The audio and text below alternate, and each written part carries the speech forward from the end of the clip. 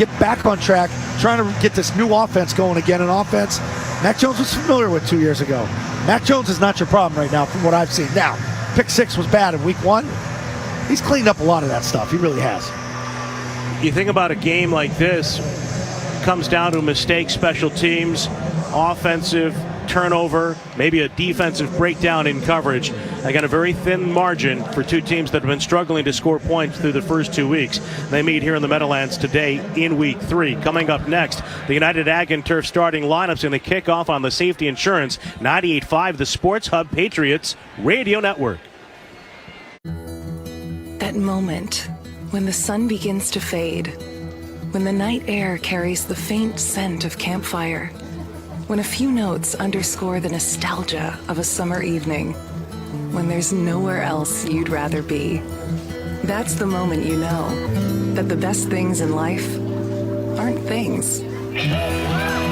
Massachusetts, take a moment. Plan your getaway at visitma.com.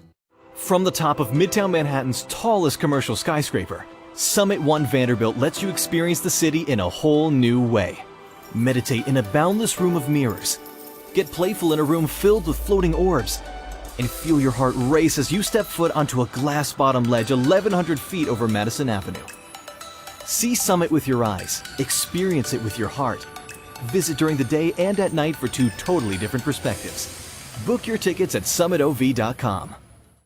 The New England Center for Children, a global leader in autism education and research, is hiring teachers of all experience levels. Whether you're a recent college graduate or an experienced professional looking for a change, NECC can help you establish or grow a career gaining hands-on experience working with children with autism and helping them live more independent lives. New hires can qualify for up to $10,000 in bonuses, and staff can earn a free graduate degree in ABA or a related field. Visit NECC today at necc.org/careers for openings and more information. NECC is an equal opportunity employer.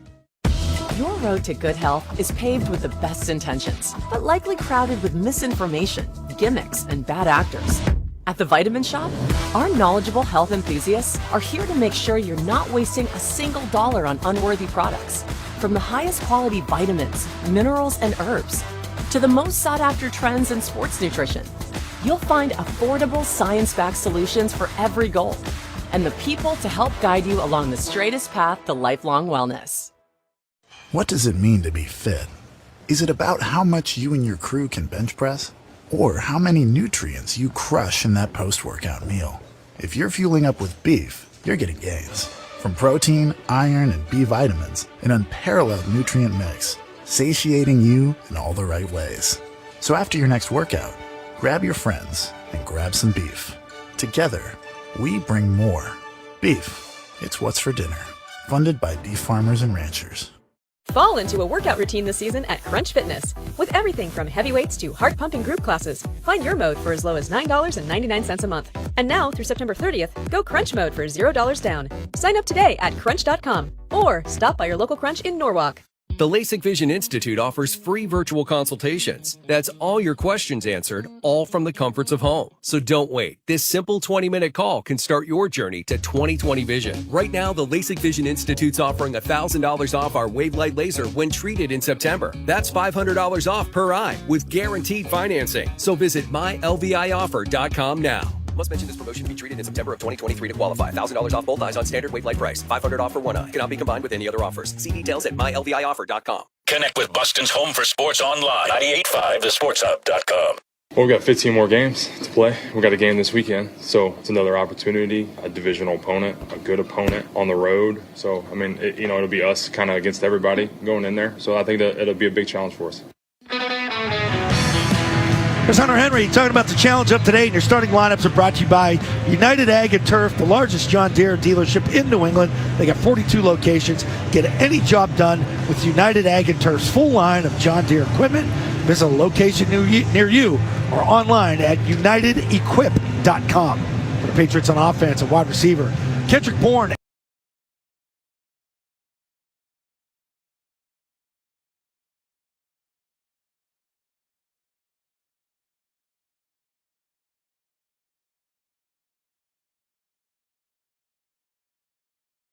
As for Minnesota, center Garrett Bradbury and running back Cam Akers are inactive. And Usher will headline the Apple Music halftime show at the Super Bowl in Las Vegas. I'm Monty Bolaños.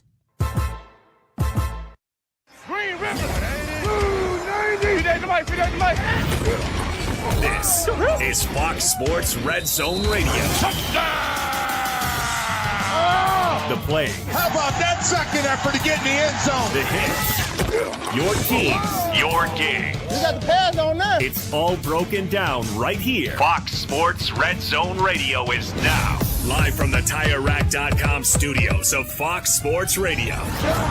Here's Steve Hartman and 6-year NFL veteran Rich Ornberger. Oh, yes, live the dream once again here on a huge NFL Sunday. This is Fox Sports Sunday, and we are broadcasting live from the TireRack.com studios. TireRack.com.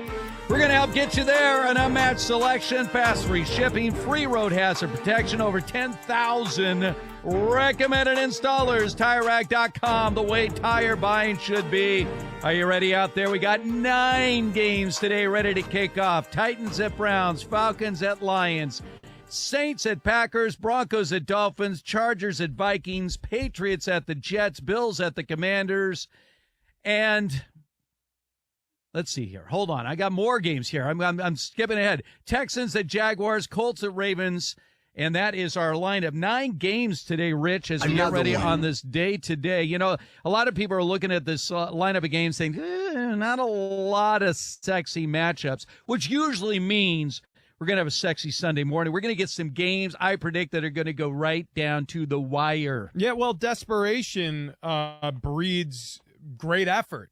Look at the Chargers-Vikings game, for example. Now, this couldn't be a more consequential matchup, and anybody who hasn't seen the stat, I'll repeat it for, the umpteenth time this week.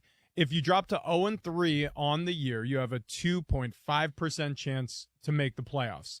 That is what. So there is a chance. There is a chance. So one of these teams, Minnesota or Los Angeles, is going to leave 0-3 and still have a chance, but only just a chance to make the postseason.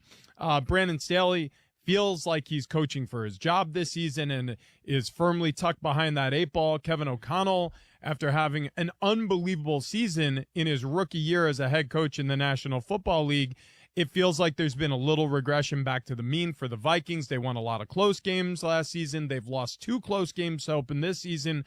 This is arguably the matchup of the morning slate or early afternoon slate if you're listening to us on the East Coast. Well, and this is the difference in coaching. You know, when so many NFL games come down to a single score and you lose more than you win, that's the death knell for a coach. Last year, you mentioned Kevin O'Connell, 11-0 one-score games, unprecedented in the history of the NFL. Ended up losing a one-score game in the playoffs of the Giants, 0-2 in one-score games. So things will even out. For the Chargers, and this game is just underway, the Chargers have the ball first. The thing that really sets off Charger fans about Brandon Staley is he came in as a defensive coach. Right now, this team is 31st in the league in defense. 31st in the league. They have no defense. You have a franchise quarterback, but he can only do so much. So unless this team can turn around defensively, and we actually are shown the defense that was promised the Chargers when they hired Brandon Staley away from the Rams, where he had the number 1 defense. Of course, it's easy when you got Aaron Donald in the middle of your defensive front. But that, to me, is going to be the big story. And, of course, this game, you talk about an over-under. I think this thing opened at 51. It's at 54 and climbing. So this is a big over-under number for an NFL game. Yeah, no question about it. And like you said, the Vikings defense, they got worse this offseason, lost some key pieces to free agency, and did not do a lot of work in the draft or free agency replacing those pieces. The Chargers, on the other hand, have a lot of weapons defensively. Khalil Mack, Joey Bosa, Derwin James. This defense should be better than it was, especially the way Brandon Staley was lauded when he was taken as a defensive coordinator to be the head of this football program, and it really has gone sideways ever since he took over from that side of the ball. Looks like the Vikings are going to get the Chargers in a long third down situation, maybe a 3rd and 12, 3rd and 13 here in the opening drive from scrimmage for Los Angeles, who's playing on the road in Minnesota. Obviously, this is a committed fan base, and after last year, you're having big crowds, loud crowds there. and they need to win. There's no question about this. It's bizarre and to we say. got touchdown Dolphins. Whoa! Tyreek Hill. It didn't take long. I was going to mention the fact that the Broncos, another 0-2 team, Sean Payton taking over as the head coach there, and Tua just hit a wide open Tyreek Hill. And once he's out in the open, forget it. He just runs to glory. So just like that, the Dolphins are on the board. 54-yard touchdown pass to Tyreek Hill. So what's going on in Denver right now? Russell Wilson's numbers are not awful. Like, his passer rating's well over 100. He's had some decent numbers, but wow. I mean, look how wide open Tyreek Hill is. No one picks him up in the middle of the field. Yeah, and that is a fatal mistake for that Denver defense. Split safety coverage, and you had two crossing deep slant routes, and Tyreek Hill just was left, like you said, unattended. How is that the possible defense. that you leave Tyreek Hill unattended? Well, what happens is when your backside safety bites on a route over the middle, it just leaves a zone vacated. And when you're running a split safety zone, it absolutely can happen. The safety always has to mind his deep half of the field. He didn't. And so the Denver Broncos start in a 7-0 hole, which I don't know. Anybody's paying attention what's going on in Denver. It's looking better. It's looking better than it did a year ago. It's looking a little bit more consistent. But there are problems. They're taking too long getting out of the huddle. Sean Payton called out Russell Wilson and said, yeah, we need to get better with this. And if we have to get to a wristband to do it, well, we'll do it. And for whatever reason, that was a big issue for Russell Wilson back in his Seattle days. Did not want to use a wristband. There was all this squabbling over whether or not he needs to use a wristband. I don't understand why that's so embarrassing for him. But if it's going to help the execution in and out of the huddle, get you to the line of scrimmage at, say, 19 seconds instead of 15 or less seconds, where you can really truly take in the picture of the defense and get to the right call, the audible, whatever it may be, the shift, the motions. There's a lot of that in a Sean Payton offense. For whatever reason, he's resistant to it. Well, again, he put full blame on last year's Denver disaster on Nathaniel Hackett, his predecessor. If the Broncos lose this game at Miami, and it's not looking good to start this game, who's going to be to blame for the 0-3 start? Well, because I know Sean Payton is never one to take blame for anything. It'll be Russell Wilson, and here's the reason why. Even if he plays well. Well, it almost doesn't matter, because I think if Russell Wilson plays better but they're losing, what they're going to say is, we need an even better quarterback, because they're committed to Sean Payton more so than they are to Russell Wilson. And the proof is basically the way the conversation has been coming. I think he's emboldened. The conversation, the way at least Sean Payton's carrying the narrative is, I'm calling all the shots here. Russell was a mess last year. I'm trying to fix him. If it's unfixable, though, he's going to encourage that front office to move off of Wilson. Interesting matchup going on right now. Titans and the Browns. What a week it was for the Browns, right? I mean, they lose Nick Chubb on that horrifying knee injury, although apparently not as bad as it could have been. I mean, when your knee goes sideways, that's not a good look. Kareem Hunt, by the way, already has a carry in this game. He was re-signed by the Browns. But the big story last week is Deshaun Watson. Yep. He was literally having a meltdown on the field. He got called for 2 personal foul penalties. When do you see that from a quarterback? A face mask on a quarterback? He even shoved an official and got away with it. Now, in this opening drive, 5 for 5, 41 yards.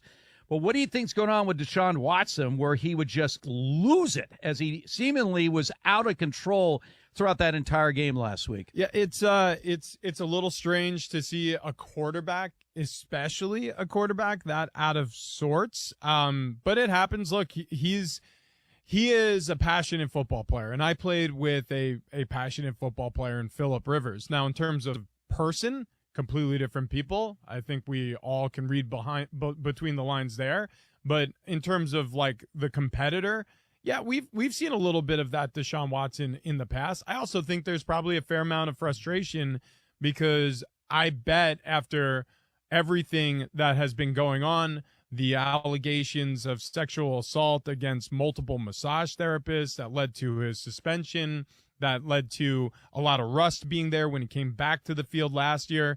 He's eager and anxious to get his career restarted and going the right direction.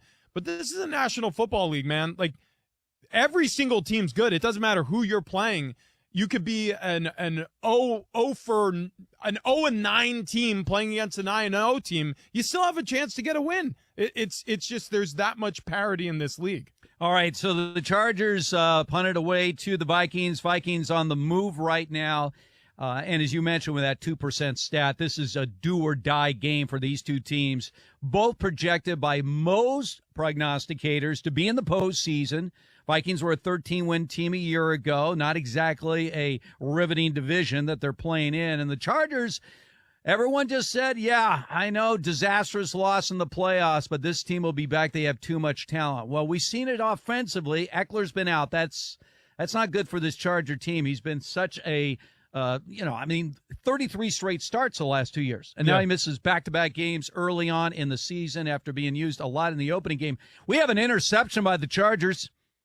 We have an interception by the Chargers, so the Chargers are going to get the ball right back on that interception by Kirk Cousins. Third down opportunity for Kirk Cousins and the Minnesota Vikings offense trying to force one there. Gilman comes up with it for a secondary for the Chargers. This might actually be a fumble recovery. He actually tore the ball out of Hawkinson's hands. Yeah. So T.J. Hawkinson caught the ball, secured it, was turning upfield, and this will be a forced fumble recovery for Gilman. That was impressive. What I was going to say is the Chargers are missing J.C. Jackson, who's coming off of the patella tendon injury from last year, is a healthy scratch today. Now, healthy, it's a very odd term to use. He could be unhealthy, and they just don't want to report exactly how unhealthy he is, but he will not be playing, so that's big for the defense to generate a turnover because obviously they missed him last year when he was off the field. He didn't play particularly well when he was on the field, but making up that ground early in the game. Also, Austin Eckler, a scratch from this game. He has a hamstring issue he's dealing with again, which also that leads us to the conversation we were having in the offseason. So you have some injuries at running back across this league, and it's some of the names you know.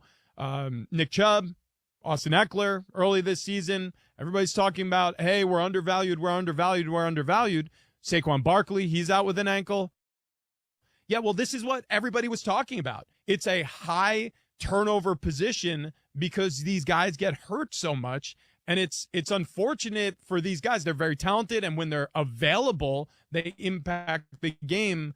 But this is the reason why their value has been suppressed because durability is an issue at that position. All right, we're just getting started. 9 games going on right now. You want to know the scores. You want to know the stats. You need to know everything about these NFL games. Simple. Keep it right here. This is Fox Sports Red Zone Radio.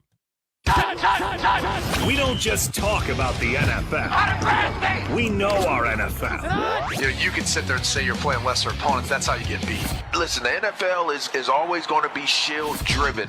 This is your home for the NFL because on Fox Sports Radio, NFL game days are different.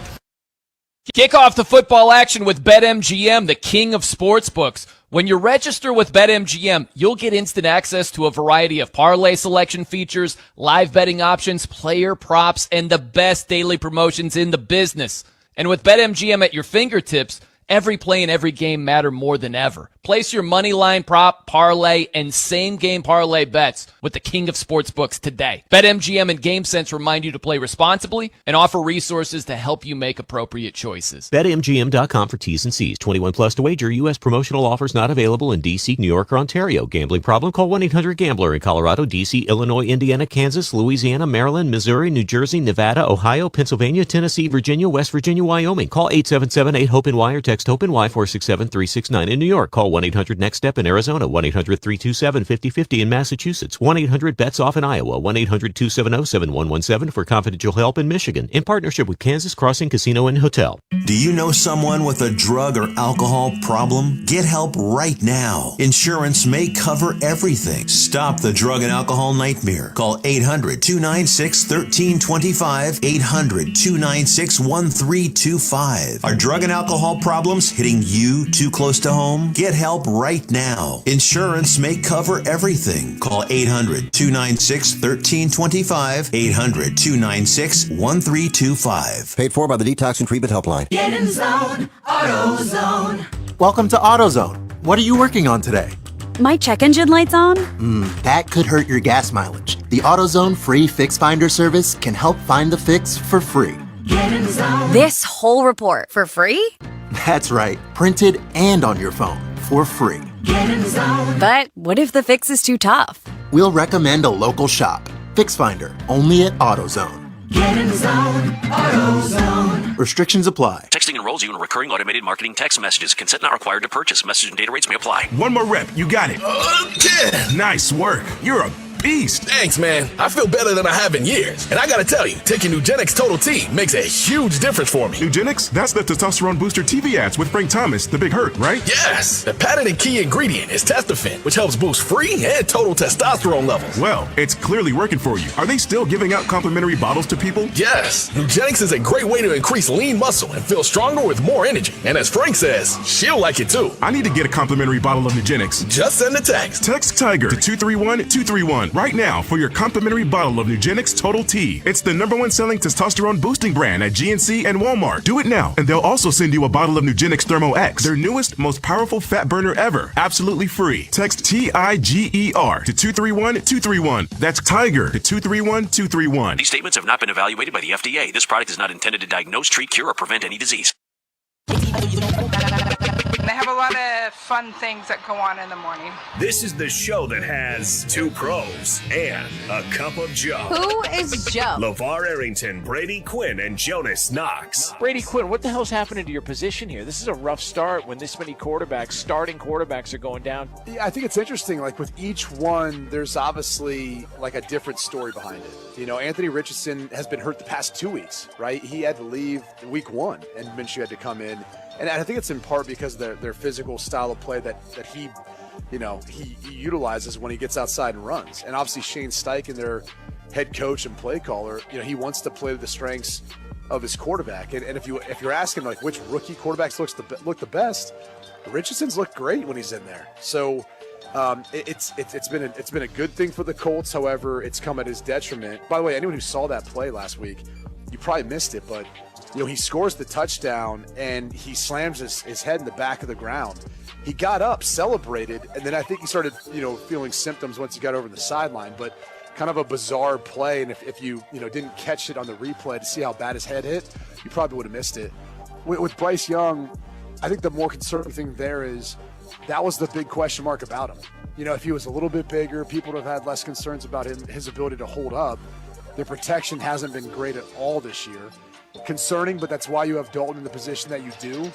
I just think long term, if they can't fix the protection, they can't give him some weapons to stretch the field vertically. It could be a rough going for Bryce Young. And Burrow's battled early season injuries. I mean, last year was appendicitis. To get the rest of LeVar Arrington, Brady Quinn, and Jonas Knox, podcast by searching Two Pros and a Cup of Joe. Listen to Two Pros and a Cup of Joe weekdays from 6 a.m. Eastern, 3 a.m. Pacific on Fox Sports Radio. Doug Gottlieb. He was an athlete. I am a former college basketball player, former professional player. But he never pulls the player card. It's about the sport. He values discussion, especially when he's talking. I talk, you listen. He's Doug Gottlieb. I'm a geek. Say his name. Oh, Doug. It's Doug Gottlieb. The champ is here. That's right.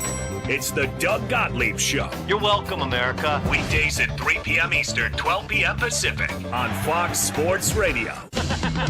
They're fearless. I would put all my chips to the middle. They have attitude. No nice things for you. And they're best friends. With my best friend. He's Jason Smith. I love chocolate and I love the Mets. Fire them all. That's Mike Harmon. What else do you need? It's the Jason Smith Show with Mike Harmon. This is a story you may not like. Putting the sports world on their back. I had a dream about Zach Wilson. Weeknights at 10 p.m. Eastern, 7 p.m. Pacific on Fox Sports Radio. One more Dan Patrick. That sounds like he might be touchable. One more Colin Cowherd. Be honest about it. How about some more Doug Gottlieb? I want to be your guy who's here every single stinking day. More Fox Sports Radio? Any way you want this, I can make it happen. Then it's yours. All of it. We love it! Download the iHeartRadio app and indulge while you do things. Do it! That's a good thing.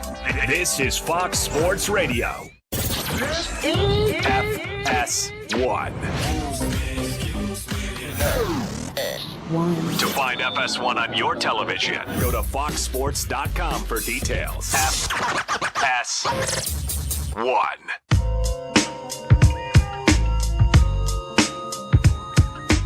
First and 10 for Miami. Play action fake to her, back to throw, looking over the middle, wide open. Tyreek Hill at the 20, the 10, the 5, touchdown, Miami. Tyreek Hill wide open, and man, the rest is pure speed. Had to be a breakdown by the Denver Broncos secondary to leave Tyreek Hill that open. Are you kidding? That's what we were saying. Are you kidding? That was Fox Sports 940 Dolphins Radio Network. And the Dolphins with a 7-0 lead against the Denver Broncos. And by the way, they just scored again. Wow. So the Dolphins now, pending the extra point, a 13-0 lead, an early blitzkrieg of those Broncos. This is Fox Sports Red Zone Radio. We are live from the TireRack.com studios. All right, a couple of updates scoring-wise. Here was where we stand right now. 9 games. We just mentioned the Dolphins off to this 14-0 lead now over the Broncos. Browns have an early field goal up 3-0 over the Titans. Falcons, Lions, no score. Saints have scored first, 7-0 lead over the Packers. Chargers, Vikings, no score. Patriots have a field goal, 3-0 lead at the Jets. Bills have a field goal, 3-0 lead at the Commanders. Texans, after a big pass play, have a 7-0 lead over the Jags. Ravens on a Lamar Jackson score up over the Colts 7-0. As we mentioned, Dolphins 14-0 already over the hapless, winless Denver Broncos. And we have a Chargers touchdown, Rich. Oh, there you go. There you go. Donald Parham gets the reception from Justin Herbert. Go, just like Chargers, that, go. one of these 0-2 teams is on the board. So the Chargers marched the field, got all the way down to the low red zone there inside the 5-yard line, and just a quick out by Parham waltzes into the end zone in front of the front pylon. And so LA on the board on the road first, and the ensuing extra point is good. So 7-0 lead for the Chargers. All right, a couple of those scoring plays, touchdown plays. Derek Carr's touchdown pass was to the ageless Jimmy Graham. Jimmy Graham still in this league? You know what's amazing? I mean, that is unbelievable. Jimmy Graham not only is in the league, but like he's still pretty good. Like you look at him, he looks like he's still 20. Yeah, I mean the dude's in phenomenal shape. It's one of those things. You know who else was like that? And actually, I'm gonna look him up right now. Mercedes Lewis. Like he could still be playing for all we know. Oh, yeah. That's the type as a blocker. Yeah, I mean, he's always yeah. been that huge blocking tight end. By the way, C.J. Stroud, who had an outstanding game last week in a Texans loss, completed a huge 46-yard pass to Tank Dell that set up a short touchdown run by Damian Pierce. This is, Jacksonville. I'll be darned. Mercedes Lewis is Chicago Bears tight end. I'm not surprised. At 39 years old. Well, I'll put it this way. I interviewed him. This is a true story. 2005, the year that Reggie Bush won the Heisman Trophy. Matt Leinart, that USC team that lost to Texas. He was on the UCLA team, though. They blew out UCLA, and I interviewed him after the game. Maurice Jones-Drew was coming off the field. He looked at me like, no chance. And so I went right to Mercedes Lewis, and he gave me a good interview after being humiliated by USC. That was 18 years ago. Yep. And here he is for your Chicago Bears, who will be taking on the Kansas City Chiefs a little bit later on. Speaking of which, we're going to be joined by Kevin Burkhardt. He's calling that game for Fox in the 11 o'clock hour. So we'll catch up with him on Chiefs Bears. But yeah, dude, the staying power that certain players have in this league, and we're only going to see this continue. I mean, the game, look, I'm not going to say it's softer. I think it's safer is the right way to say it. The hits, especially on skill position players, are different. You know, you can play a lot longer. So we're going to look at the 30s in terms of age for a lot of these skill position players a lot differently than we did in the past. All right, so a lot of focus on these rookie quarterbacks, 3 of the top 4 picks. 2 of them are not playing today. Anthony Richardson had the concussion last week. He's out, so Gardner Minshew is in at quarterback. And Bryce Young, as the Panthers later on today will be on the road against the Seahawks, he is also out. And it is a reminder, again, we talked about running backs, trying to keep your quarterback healthy, and it's a little bit of luck. It's also a little smart play by quarterbacks, understanding how to not take big hits, when to get rid of the ball. A lot of these mobile quarterbacks trying to extend plays. Well, if you put yourself in harm's way, potentially for a longer period of time, the odds are greater that you're going to be harmed. Yeah. And, when you think about the Tom Bradys and the Phillip Rivers and these incredibly durable quarterbacks over the years, it didn't take a lot of hits. They didn't. And well, look, I mean, some of them did. Phillip Rivers certainly took his fair share of damage. He played behind some really terrible offensive lines over the course of his career. Except for the one you played on. Thank you. Yeah, Thank you. yeah. We were decimated by injury in 2014, but 2013, we kept them upright, something like only 21 sacks on the season. Yeah. But that's what it takes when you have a relatively immobile pocket passer. If you protect them, you get a lot out of them. And a lot of these teams, and what we're seeing with offensive line play in general, is it's not what it used to be. Because a lot of these players are rushing to get to the NFL.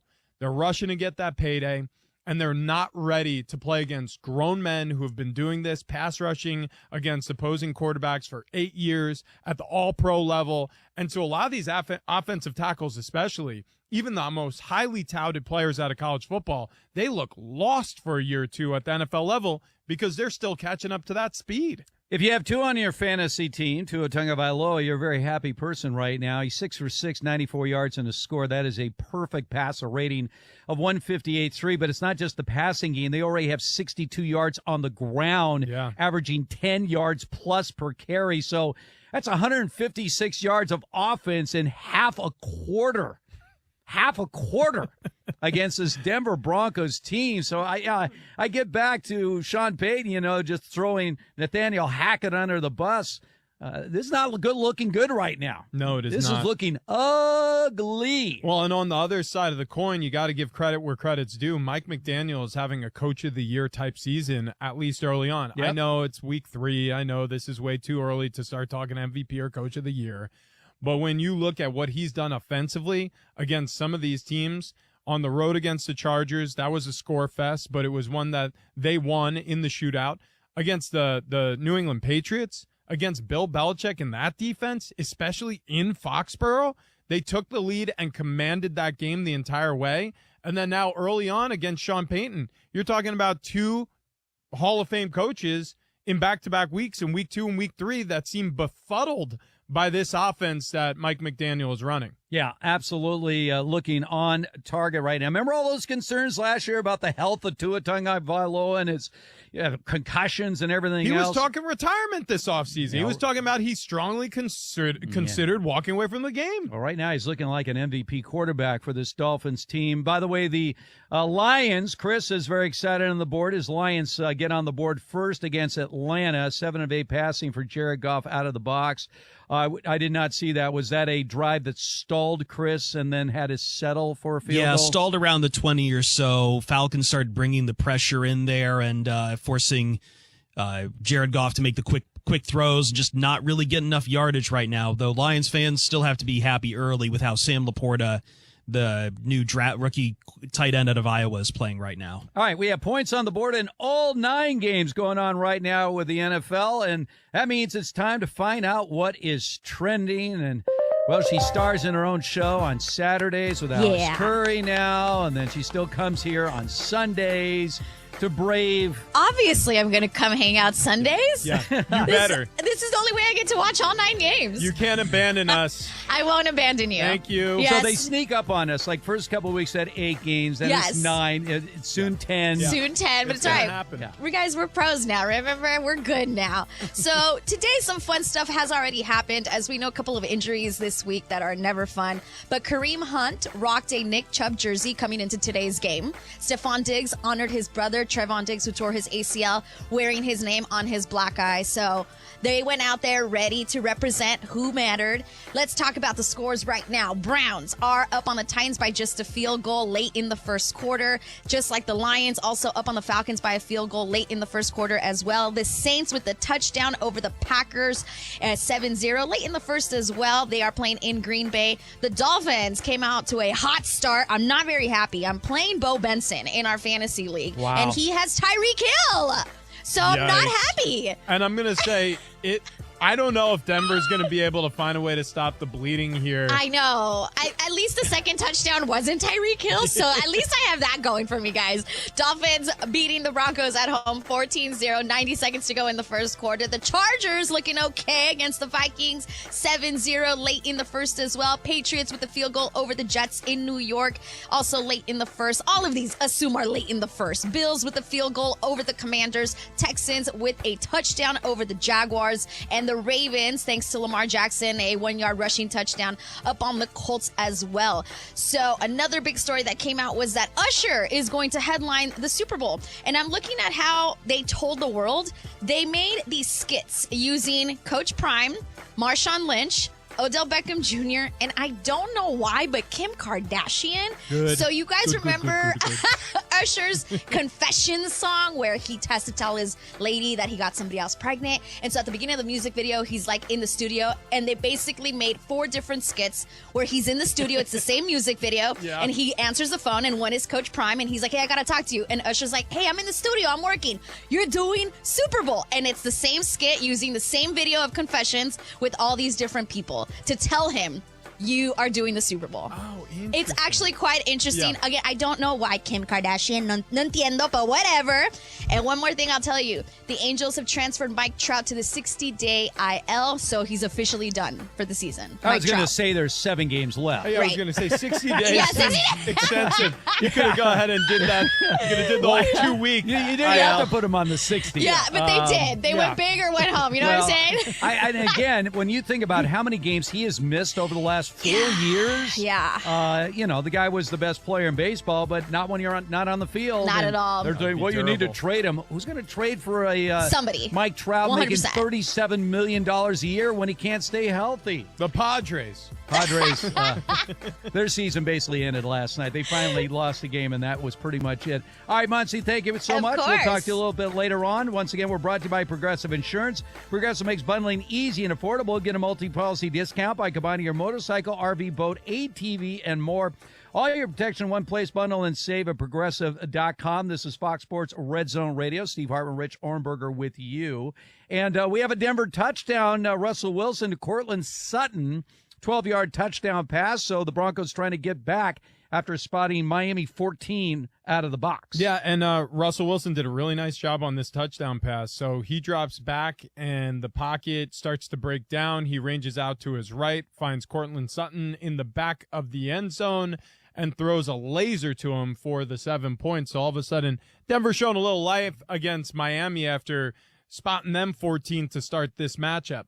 Yeah. That's right. Coming up here a little bit later on, the Jets. Well, the Jets are home right now against the Patriots, and they're down 3-0 in this game. And let me just check the numbers out of the box. Zach Wilson 3 of 5, 16 yards. He's been sacked already once in this game. And their two-headed monster, Dalvin Cook and Breece Hall, combined have 6 carries for 2 yards. They have no offense, the Jets, right now, and that's a waste of a really good defense. The Saints off to a 7-0 lead. Derek Carr at quarterback, and they got a guy named Jameis Winston as their backup. You can't go through the season with Zach Wilson at quarterback if you're the Jets. I don't know what kind of options you have, but maybe a phone call to the Saints to try to pry away Jameis Winston, who's a legit quarterback, unlike Zach Wilson. Well, I'm trying to figure out. They're making calls. The report was out this morning or yesterday that they called on Chad Henne, who turned down an offer from the New York Jets. They're doing their due diligence. I think they're doing it quietly. I don't think they're trying to rattle Zach Wilson's confidence, but everybody's asking the same question you are, Steve.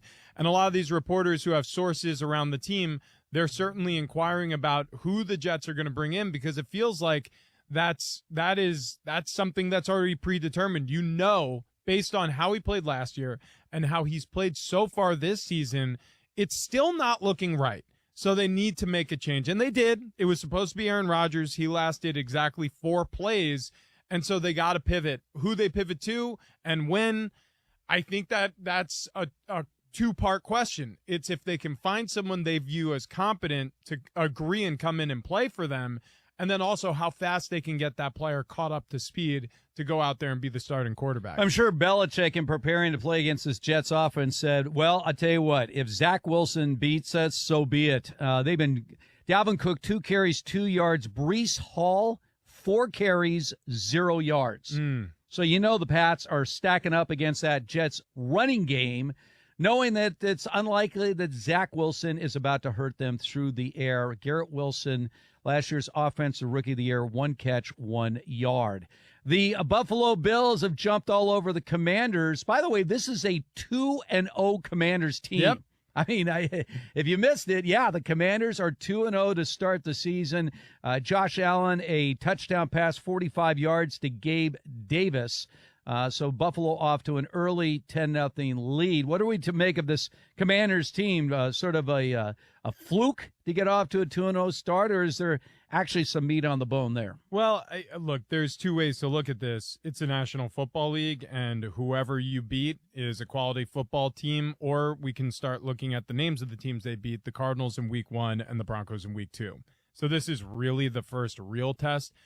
Look, it was survival against the Broncos that was a 2-point game in the end. The Cardinals, I think, are actually a better team than a lot of people believe they are. That sounds ridiculous, but Josh Dobbs has played way over his head this season, at least as far as we've seen from Josh Dobbs.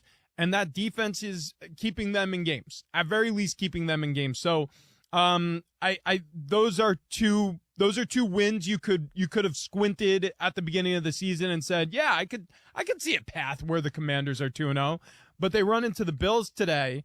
Next week it's the Eagles, and then it's Bears and Falcons, so a little bit more of a reprieve against the Bears, but the Falcons, they're off to a hot start too, and they got to go to Atlanta to play them. So these next 4 games, 3 of their opponents are really tough. Could look very different by week 6. Another surprising 2-0 team, the Atlanta Falcons, with Desmond Ridder at quarterback. Right now trailing the Lions 3-0. We're into the second quarter in that game. Ridder has played well. He's already been sacked a couple of times. Big sacks, by the way, for the Lions in this one. But, you draft Bijan Robinson, and the rookie out of Texas has so far lived up to the hype. He has. Yeah, Bijan Robinson is one of the most NFL-ready prospects scouts have seen in a very long time. What do you got, Chris?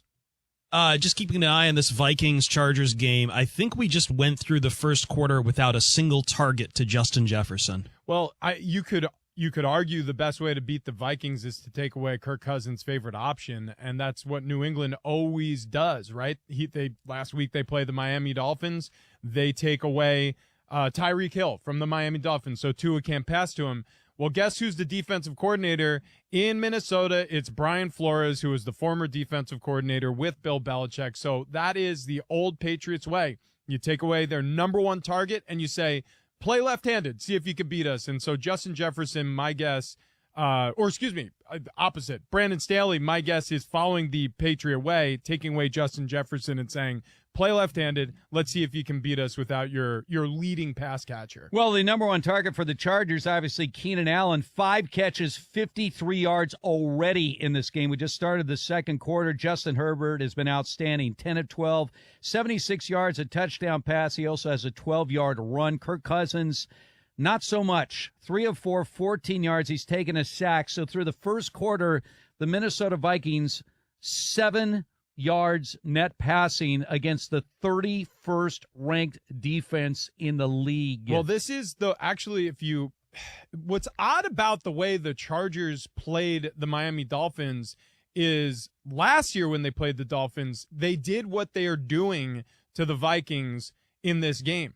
Now, the opener against the Dolphins, they allowed Tyreek Hill to have a huge game. They were trying to play soft coverage, but they were giving too many balls up underneath, and he was making big plays with yards after catch.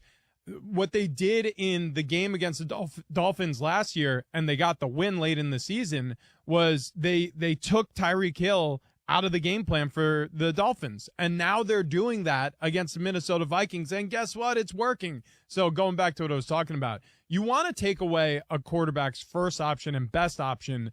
This way it gives you a better chance for success. And so far, so good in the opening half for the Chargers on the road. All right, so here's my favorite stat so far through the first quarter of games. The Tennessee Titans are tied with the Browns 3-3.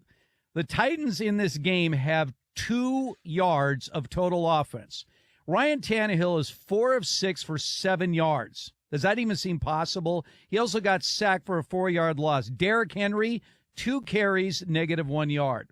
Wow. So 2 yards of total offense. So they're on pace for 8. Okay, they're on pace for 8. And yet they're tied 3-3 with the Browns. Yeah. Football's a weird sport. Deshaun Watson, 9 of 10, 63 yards, looking good in this game. Yeah, and really, I don't know how Tannehill still has a job. That's the storyline. How does Tannehill stop? Well, they're trying to replace him. You saw it with the draft of what's his name, Willis, Malik Willis, he can't 2 years ago, and Will Levis now this past year. Yeah. But the storyline to watch here is Deshaun Watson. How is he going to bounce back after a miserable Monday Night Football performance?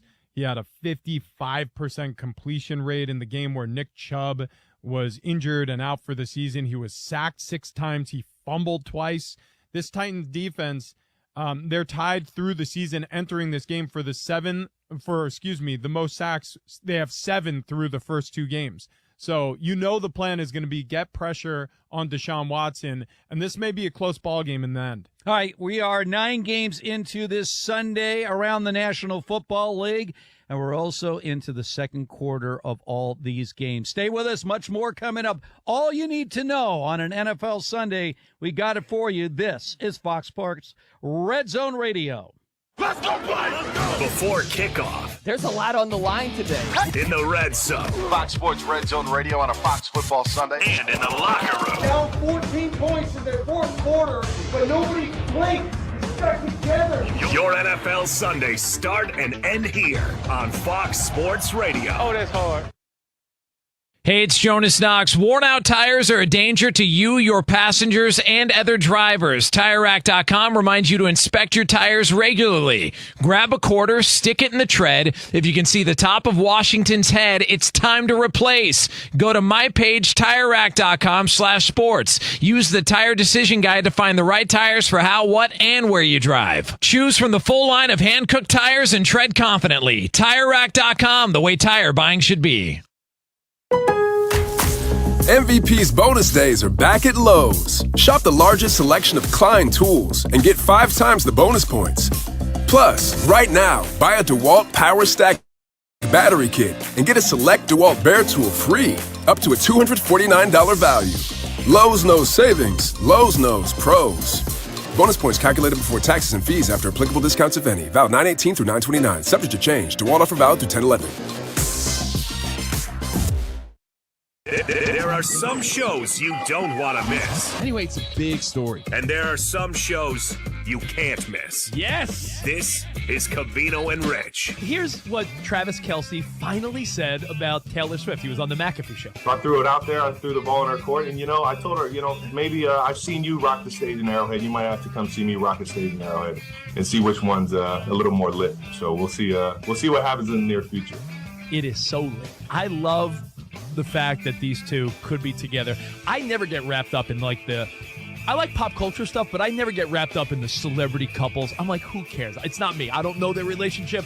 I'm not into that, but for some reason I feel like a real man like Travis Kelce. Taylor Swift dates weenie pop guys that are skinny dudes that sing love songs. We don't know what sort of beefcakes she's been with behind closed doors. No, but I'm saying most of the dudes. We just know the dudes, weenies she's known for dating. The artsy, skinny type, sensitive. She might need a man like Travis Kelce, and who knows, this could be magic, but I have a theory. So don't worry, I'm not going to be talking about dating. My theory is, if she does go see Travis Kelce at Arrowhead, let me break out the schedule because my theory goes a little something like this. It's got to be a must. It's got to be a easy Chiefs win. Ramos, think about it. If Travis Kelce finally gets Taylor Swift to come see a game. She's sitting in the booth with Mahomes' wife, and they're all like, there she is. Every 5 minutes, the camera on Fox or CBS is like, and there's Taylor Swift here to see her man. Hey, this is Cheech. And this is Chong, and you're listening to Covino and Rich, so listen up. To get the rest of what Covino and Rich said, podcast it by searching Covino and Rich. And as always, you can hear Covino and Rich weekdays at 5 p.m. Eastern, 2 p.m. Pacific on Fox Sports Radio. This show is different. The Doug Gottlieb Show. Make him say, make him say, Ladies and gentlemen. It's like, is Brock Purdy a great story? He's an amazing story. Is he a solid dude? He's an amazing dude. Can he make some plays? He can. But there's a limit there, and you start to see why. Can you miss on a guy by a round or two? Sure. But there's a reason he was the last guy taken in the draft. And you can sit there and go, okay, well, Tom Brady, that's fair. Now, Tom Brady was bigger, stronger, okay, played at a bigger school, but other than that, not really. And the Drew Henson thing, there was a lot that went into it. But if you remember back to when Brady initially even won Super Bowls, his first year, he was merely a facilitator. And I think in this day and age in the NFL, if you've watched any of these, made-for-TV games, you'll see, that's what a young quarterback who makes nothing looks like. The Doug Gottlieb Show. Weekdays at 3 p.m. Eastern, noon Pacific on Fox Sports Radio. This is the Jason Smith Show with Mike Harmon. The Dallas Cowboy defense in the next week and a half or two is going to settle. And you watch what happens. Here's a silver lining for the Cowboys. They're still going to dominate. And watch the Micah Parsons for MVP campaign just explode on social media, on the daytime talk shows, nighttime shows, radio shows, and we're telling you right here first, like we always do, because the name of the show should be Ahead of the Curve with Jason Smith and Mike Harmon, because we are. But we could probably get that rebranded. Watch the run for Micah Parsons, NFL MVP, and it's going to take over. Oh, I could say something that's completely different. Oh, Micah Parsons needs to be the MVP. Am I getting clicks? Am I going? But you watch the Cowboys defense playing well. This is Parsons' time. You're listening to Jason Smith with Mike Harmon. Weeknights at 10 p.m. Eastern, 7 p.m. Pacific on Fox Sports Radio. Who the f wants smoke? The people have spoken, and they love our lineup. We're the best! Colin Cowherd, Dan Patrick, LeVar Arrington, Brady Quinn, Jonas Knox, Doug Gottlieb, Ben Maller. Listen to these names. Rob Parker, Chris Broussard, Covino and Rich, Jason Smith, and Mike Harmon. Kaboom! We're always on, from the mornings to the late nights. We are Fox Sports Radio, the premier sports lineup in the nation. B-E-S-T, FS1. To find FS1 on your television, go to foxsports.com for details. FS1.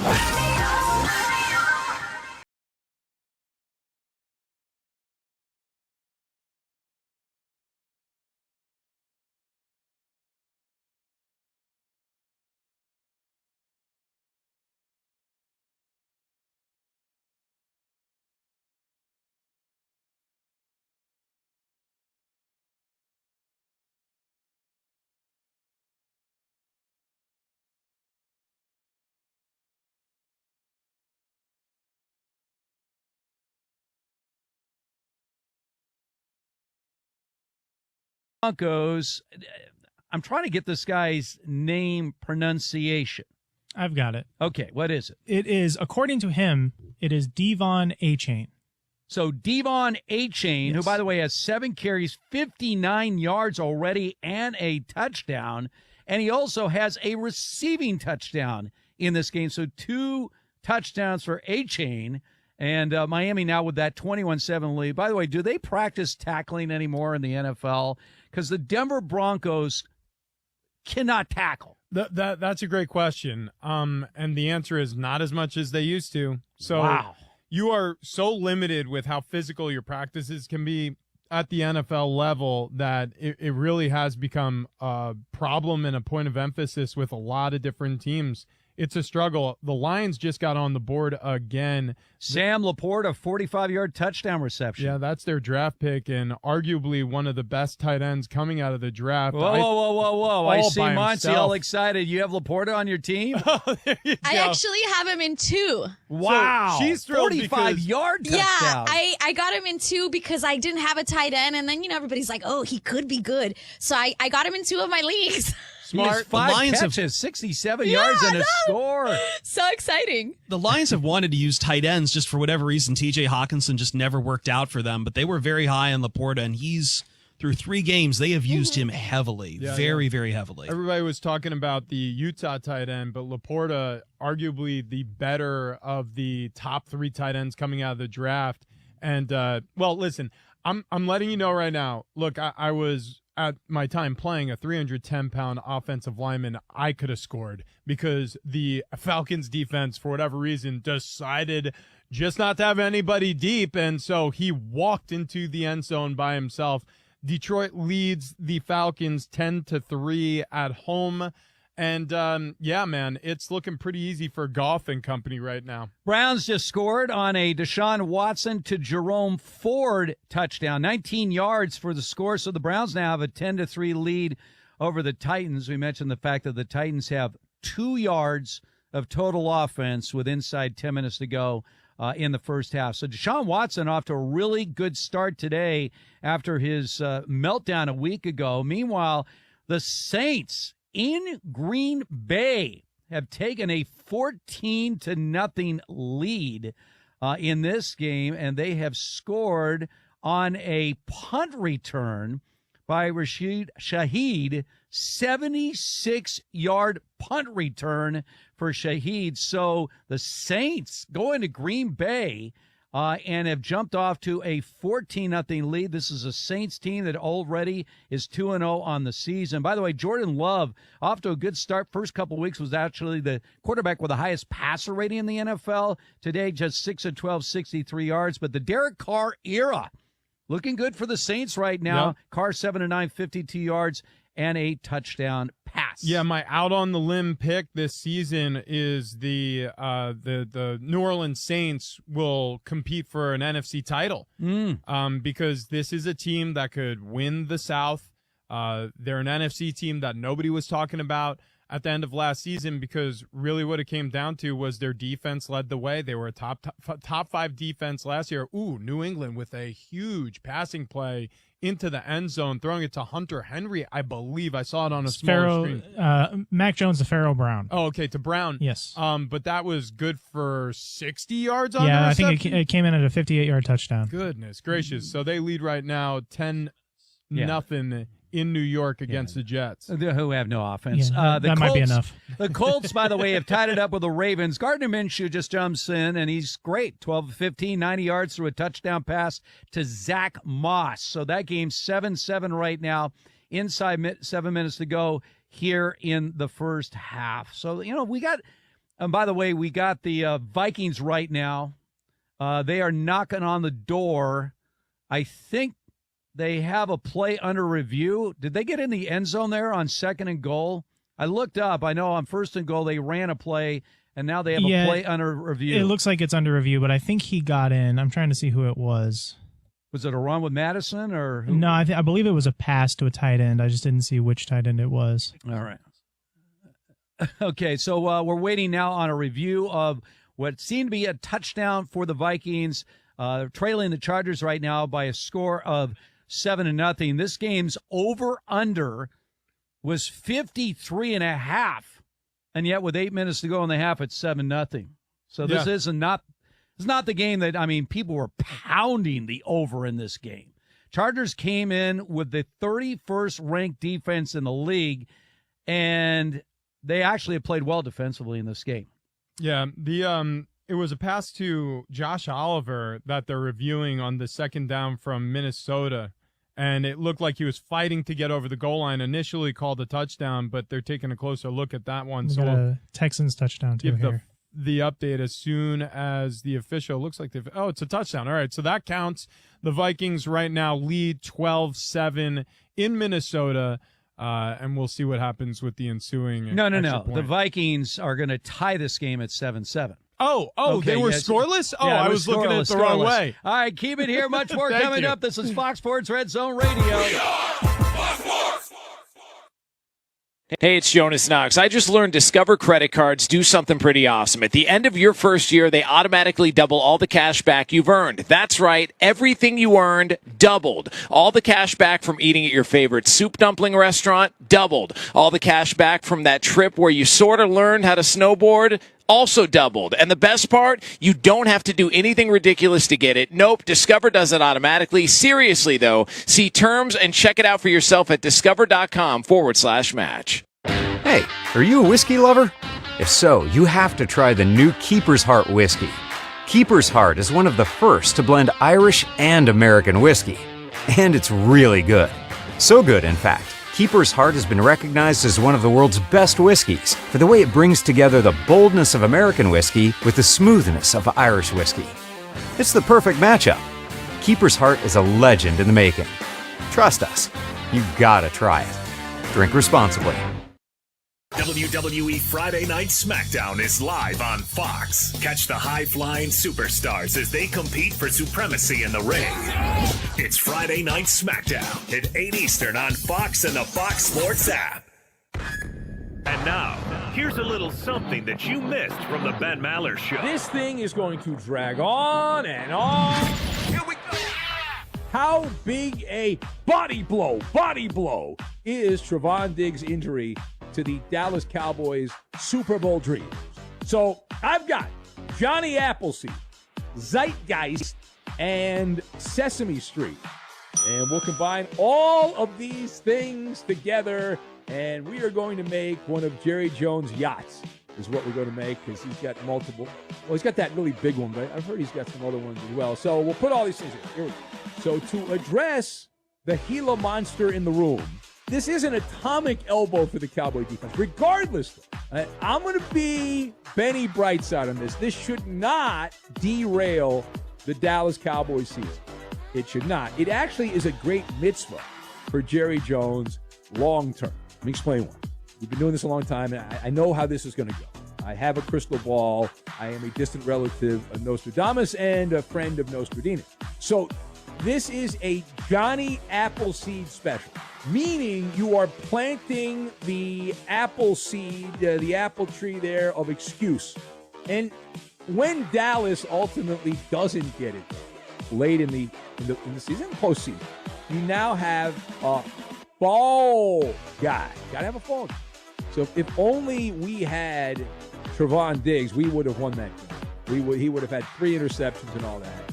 But the way I look at it, this should not take apart the Dallas Cowboys season. They are equipped. They have some big names in that secondary still, and it's... To get the rest of what Big Ben said, podcast it by searching The Ben Maller Show. And as always, you can hear The Ben Maller Show weekdays from 2 a.m. Eastern, 11 p.m. Pacific, right here on Fox Sports Radio.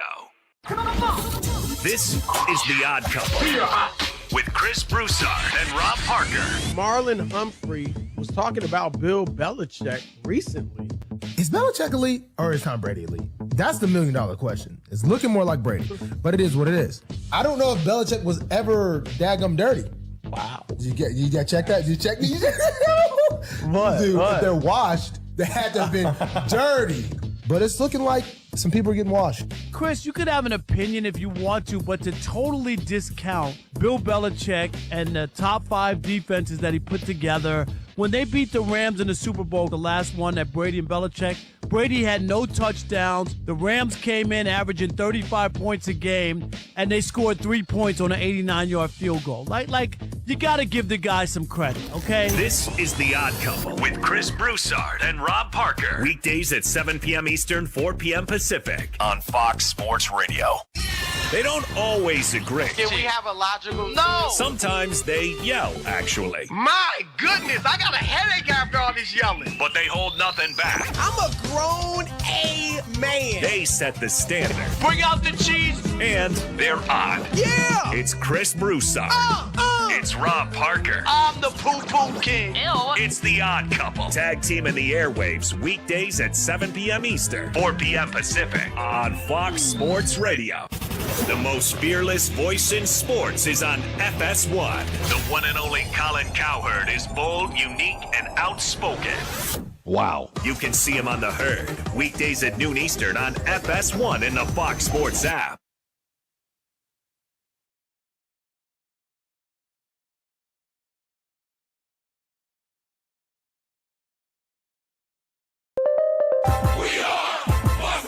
And here's what you need to know. Saints giving a little bit of everything to the Packers.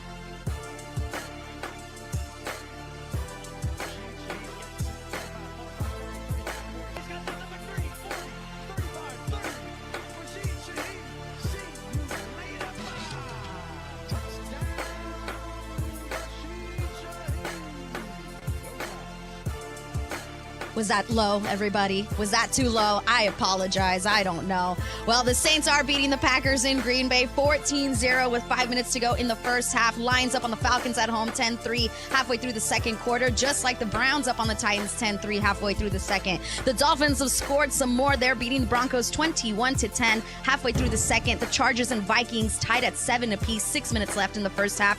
Patriots beating the Jets 10-0 early in the second. I'm Monty Bolaños.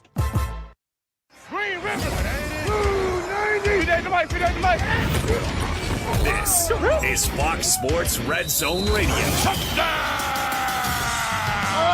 The play. How about that second effort to get in the end zone? The hit.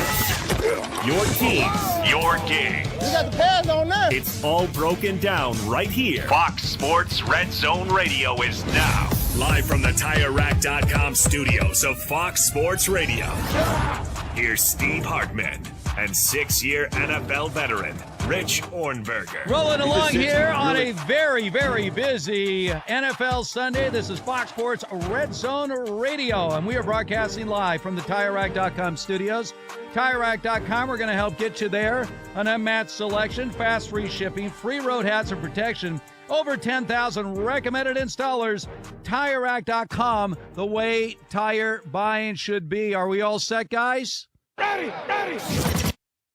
Not yet. All right. We are soon to be ready. We are hopefully going to be joined here by Kevin Burkhardt. He, of course, is the play-by-play man for Fox. He's going to be working that Bears-Chiefs game today. That's an interesting game to talk about with all the things that have been going down with the Bears. By the way, their defensive coordinator resigned, and now there's stuff coming out about some inappropriate something. Yeah. That led to his abrupt resignation. Been very cloak and dagger with Chicago. We don't know exactly what's going on, and Eberflus very protective of that information leading into the weekend.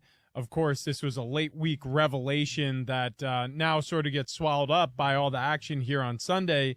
But we'll find out more about that story, I'm sure. You can't keep a lid on a defensive coordinator all of a sudden on a Thursday resigning. So we'll find out. All right, so the Broncos had a touchdown taken away due to a illegal pick. It was so blatant they had to call it back. So the Broncos end up settling for a field goal. So the Dolphins lead Denver by a score of 21-10, 6.5 minutes to go in the half there. Meanwhile, the Lions already leading the Falcons 10-3, have a 3rd and goal at the Falcons' 8-yard line. Jared Goff continues to put up huge numbers. How about 14 of 16, 168 yards, 1 touchdown? All those people that thought, wow, can't get rid of Goff soon enough. How's that looking now? Goff has been a find for the Lions. I think he should have made the Pro Bowl a year ago, but he's putting up some huge numbers again. So there's Jared Goff. You give him time. He's what I call the ultimate rhythm passer. Most quarterbacks are. They feel comfortable. They get in a rhythm. But, boy, he feels comfortable, man. He doesn't miss. No, he doesn't. Well, one of the things coming out of Cal that everybody said about Jared Goff was this guy can throw every single NFL route. Like, he really does have. He was the golden arm out of Cal, and that's the reason why he was taken so high in the draft. The deal is this: you have certain guys who with certain organizations, they just don't fit. I mean, look at what happened with Geno Smith when he finally found home in Seattle. It's really looked good. you got to find that fit, and it's worked for Goff in Detroit. Actually, oddly enough, it kind of is reminiscent of what happened with Kirk Cousins. With Washington, you saw that there was something there, but it just didn't quite work. And then he goes to Minnesota, he finds home, and even better now with Kevin O'Connell as his play caller out there with the Vikings. I think that's what happened with Goff. He had the talent. He just needed to find a coordinator who believed in his talent, and he absolutely has that in Ben Johnson, the offensive coordinator for the Detroit Lions. All right, I know it's early, but we had 3 quarterbacks taken in the first 4 selections. Big question was who would be the best out of the box. The answer is C.J. Stroud. Huge game last week and a loss, but right now the Texans up 14-0 on the road against the Jacksonville Jaguars. C.J. Stroud, 8 of 11, 108 yards, and a touchdown pass. Well, that would be arguable. I would say it's Anthony Richardson, but Anthony Richardson got hurt in the game last week. Gardner Minshew took over today. He's 3 for 18 for 97 yards and a touchdown today against the Baltimore Ravens. Colts currently lead 10-7. But, yeah, if it weren't for the injury, I would still give it to Anthony Richardson. But amongst healthy, obviously it's Stroud. All right, let's get ready for a big game coming up this afternoon. Ready. Now. Hey, let's go. It's time for the NFL on Fox. Focus. And joining us right now, he is the lead play-by-play guy for Fox, the NFL.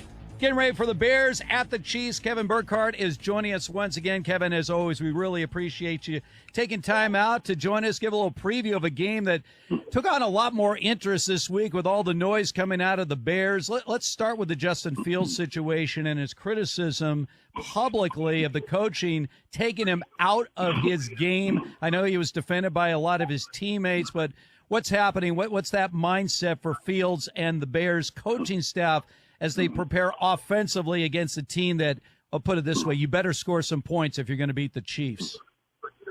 Well, I mean, there's a couple of things. I think if you watch the whole Fields press conference when that happened, look, it's never obviously ideal when you're talking about your coaching staff like that. But I don't think it was a malicious comment. It was basically saying it's on everybody. We've all got to get better. That was kind of the premise of it. Of course, the thing that gets clipped is him calling out the coaching, right? And we talked to him after that, actually, the next day, and I thought he was in a great place. You know, he was really honest with us, and I think the reality is everything does have to get better. And when you look at it, look, there was all this talk about Justin Fields having to get better from the pocket as a passer, and I think that's fair. Like, I think we all thought that, and the Bears thought that coming into the season. But you can't lose what makes him so unguardable, and that running ability and the scrambling ability and the ability to throw deep off the run. He's as good as anybody in the league doing that, and they just don't do it anymore. So I think they have to find a happy medium of trying to get a little bit better in the pocket, but not losing what makes Justin Fields great. And I kind of have a feeling that he's going to run today. I mean, I'd be stunned. I would just be stunned if he doesn't come out and run the ball 10 times in the first quarter, to be completely honest. You look at the Bears and you say, oh, they got all these problems, and we'll get to the defensive side of the ball. Obviously, revelations this week with Allen, their defensive coordinator. But I want to talk about the Chiefs and some of their issues. 1-1, this team looks like it's struggling on offense through the first 2 weeks. Matt Nagy back as offensive coordinator after being the former head coach of the Bears, so there's some crossover there. Patrick Mahomes has his lowest completion percentage of his career. Kelsey has only got 1 game under his belt, bunch of new receivers. Is there any one thing that jumps out as the cause for the slow start for the Chiefs? Well, I think it's a couple of things, actually. I mean, it's number one, their entire receiving core is young, with the exception of Valdez-Scantling, right? I mean, so I don't think it's much different than last year. You know, they lose Tyreek Hill last year, and they're trying to kind of get some chemistry going with Mahomes and the offense and guys other than Kelsey, right? And last year they had Juju Smith-Schuster, who was a veteran guy who led the team in reception. So I think that's part of it. They're trying to kind of find their footing a little bit. The other part is they've been sloppy. They've had 1 million penalties, which is something they haven't done. That have killed a lot of drives. They have not been good at third down, which is their hallmark. And in 2 games, I'm just not going to lose my mind in 2 games because their numbers are a little down. I think they have not been themselves, but I think they're just kind of working through it with a really inexperienced wide receiving core. That's the bottom line. But at the end of the day, am I pretty confident they're going to be fine on offense? Yeah, I am. I'm trying to figure out the difference between inappropriate behavior and inappropriate activity, which is a term they're using right now as Alan Williams has left the Bears organization. Any word on what is going on behind the scenes? I know they're trying to keep it in-house here, Kevin, and let's face it, this Bears defense has been awful anyway. So what's it look like on that defensive side of the room for the Bears right now? Well, all I know is that Matt Eberflus is going to call the D, and that's something he's done his entire life. So it's not something new to him. And he even said the other day, like, hey, you know, it really hasn't changed much as far as the head coaching goes. I'm still in conversations, you know, with the offense and going over keeping an eye on the clock. I'm sure he's got other people helping him. He mentioned a couple of his assistants, just watching a couple of different things, obviously, because his mind's more on that. But, you know, in a way, Matt got hired because of turning around programs and turning around defenses, right? Missouri, the Colts, you can name it. So I think they've just got to go out and play better. Their defense has not played well at all the first two games. They haven't played well in over a year. They went out and spent a lot of money on Tremaine Edmonds and TJ Edwards in the middle, and they've just got to be better. That's the bottom line. I mean, we could talk all we want about Justin Fields and the offense, performing to his expectation. That's obviously true, or has to be true. But their D can't be last in everything. I mean, they've got one sack. They have no turnovers. They've got, not that many pressures. I mean, that's a recipe for disaster against Patrick Mahomes. I don't care what their offense looks like through the first two games. It's very rare that an offensive lineman makes headlines leading into any game week, but Juwan Taylor, the $80 million man for the Kansas City Chiefs, was benched briefly against the Jacksonville Jaguars. And that's a little jarring, a little odd when you make a commitment like they did this offseason, but he had 2 false starts, 2 holds, and an illegal formation, 5 penalties in all. What are the Chiefs doing to help him fix what's going wrong early this season? Well, I think it was a correction, right? I mean, week 1, we all saw it on national TV when he was, clearly lining up, well beyond the illegal area and probably should have been penalized every play of the game. And so guess what? They watched him like a hawk the next week, and he had a bunch of little mistakes. The thing that Kansas City is happy with is when you look at it, he's actually graded out really well pass blocking. So they brought him in and gave him that kind of money because he's a great pass blocker, and that part he's done well. He just, he obviously can't have 5 penalties on himself in one game like he had last week. So I think the Chiefs feel like he'll be fine, but until that point, it's certainly a place to look at. So last week when they took him out of the game, it was more just like, okay, he had a couple penalties in a row. It's just kind of like a reset for a couple snaps. It wasn't like he was benched or anything like that. Yeah. All right, a couple hours away from kickoff of that game, Bears at the Chiefs. You'll see it on Fox. You'll hear that man's voice right there, Kevin Burkhardt, on the play-by-play. Kevin, we really appreciate the time. Have a good game. We'll be watching. All right, enjoyed it, guys. Talk to you soon. Thanks so much. Kevin Burkhardt joining us right there. Bears a healthy 12.5-point dog on the road against the reigning Super Bowl champions. All right, on the other side, we'll get you updated on all the games that are going on right now. Approaching halftime around the National Football League, 9 games on the slate. This is Fox Sports Red Zone Radio. NFL Sundays live here. Out of the timeout, Lions are going to throw it. Goff back, looking deep downfield, got a man wide open. It is Sam Laporta. Touchdown, Detroit Lions. 45 yards on the connection. It's your NFL Sunday. We're Fox Sports Radio. DraftKings Sportsbook, an official sports betting partner of the NFL, is keeping you in on the action. New customers can bet $5 and get $200 instantly in bonus bets. Plus, all customers can take advantage of 2 new offers every game day this September. Download the DraftKings Sportsbook app now and sign up with code UPONGAME. That's code UPONGAME only on DraftKings Sportsbook. Gambling problem? Call 1-800-GAMBLER or visit 1-800-GAMBLER.net. In New York, call 877-8-HOPE-NY or text HOPE-NY 467-369. In Connecticut, help is available for problem gambling. Call 888-789-7777 or visit ccpg.org. Please play responsibly. On behalf of Boot Hill Casino and Resort in Kansas. Licensee partner Golden Nugget, Lake Charles, and Louisiana. 21 plus age varies by jurisdiction. Void in Ontario. See sportsbook.draftkings.com/football terms for eligibility, terms, and responsible gaming resources. Bonus bets expire 7 days after issuance. Eligibility and deposit restrictions apply. Fellow Americans, Noble Gold Investments is here to democratize your dollars. Imagine your wealth as a treasure chest in a world full of paper money that's as unstable as a house of cards. Noble Gold Investments offers you the solid gold and silver keys to that chest. Don't just take it from me. Lillian P. said, Ben guided me flawlessly from purchase to receipt, and Ronald, a retired CPA, has been totally satisfied since 2019. Noble Gold Investments isn't just a company. It's your financial guardian for life. It stands for integrity, efficiency, and the American way. And this month, with any qualifying precious metals IRA, you'll receive a free 5-ounce solid silver America the Beautiful bullion coin. Did we mention free? Noble Gold Investments is here to help you if you want to invest in gold or silver. Just use the promo code GOLD. Go to noblegoldinvestments.com now. Noblegoldinvestments.com. The only gold company you should trust. Past performance may not be indicative of future results. Investing in precious metals, including gold, involves risks. Consult with your tax attorney or financial professional before making an investment decision.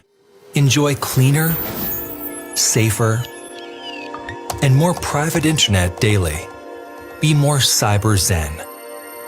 For a limited time only, get our special offer at nordvpn.com. With a few simple clicks, NordVPN will block online trackers and hide your virtual location. It will secure your devices from malware-infected downloads and block access to malicious websites. Enjoy internet without trackers.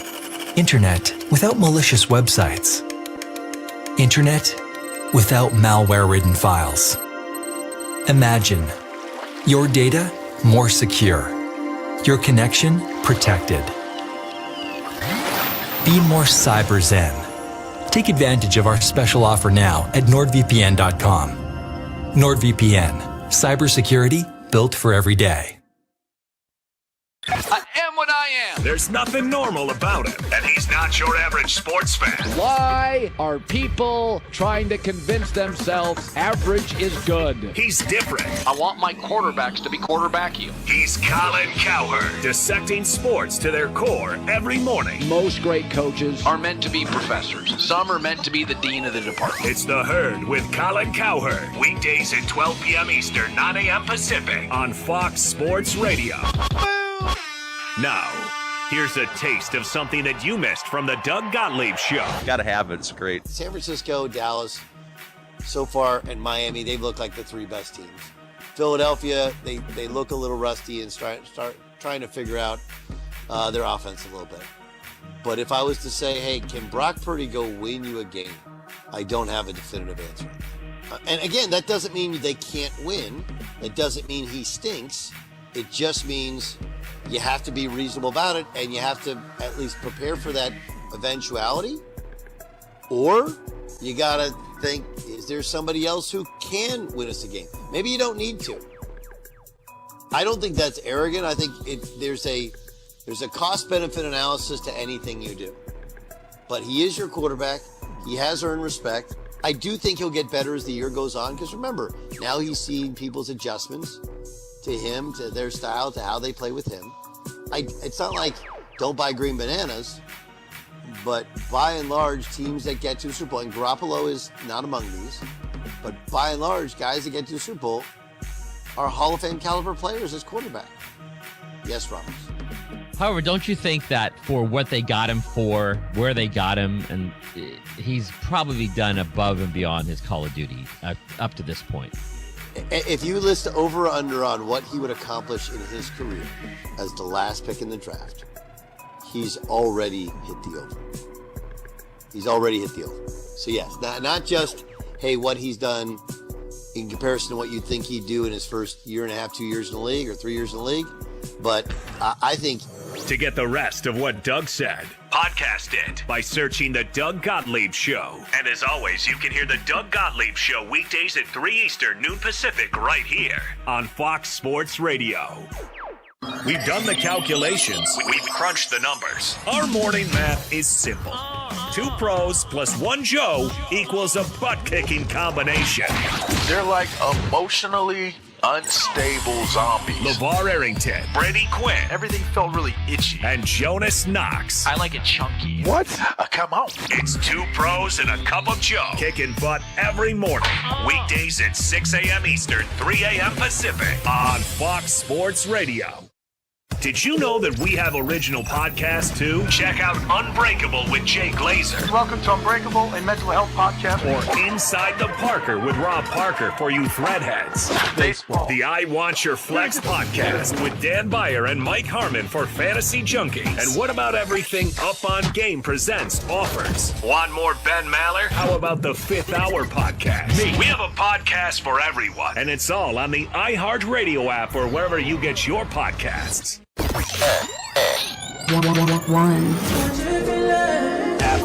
FS1. To find FS1 on your television, go to foxsports.com for details. FS1.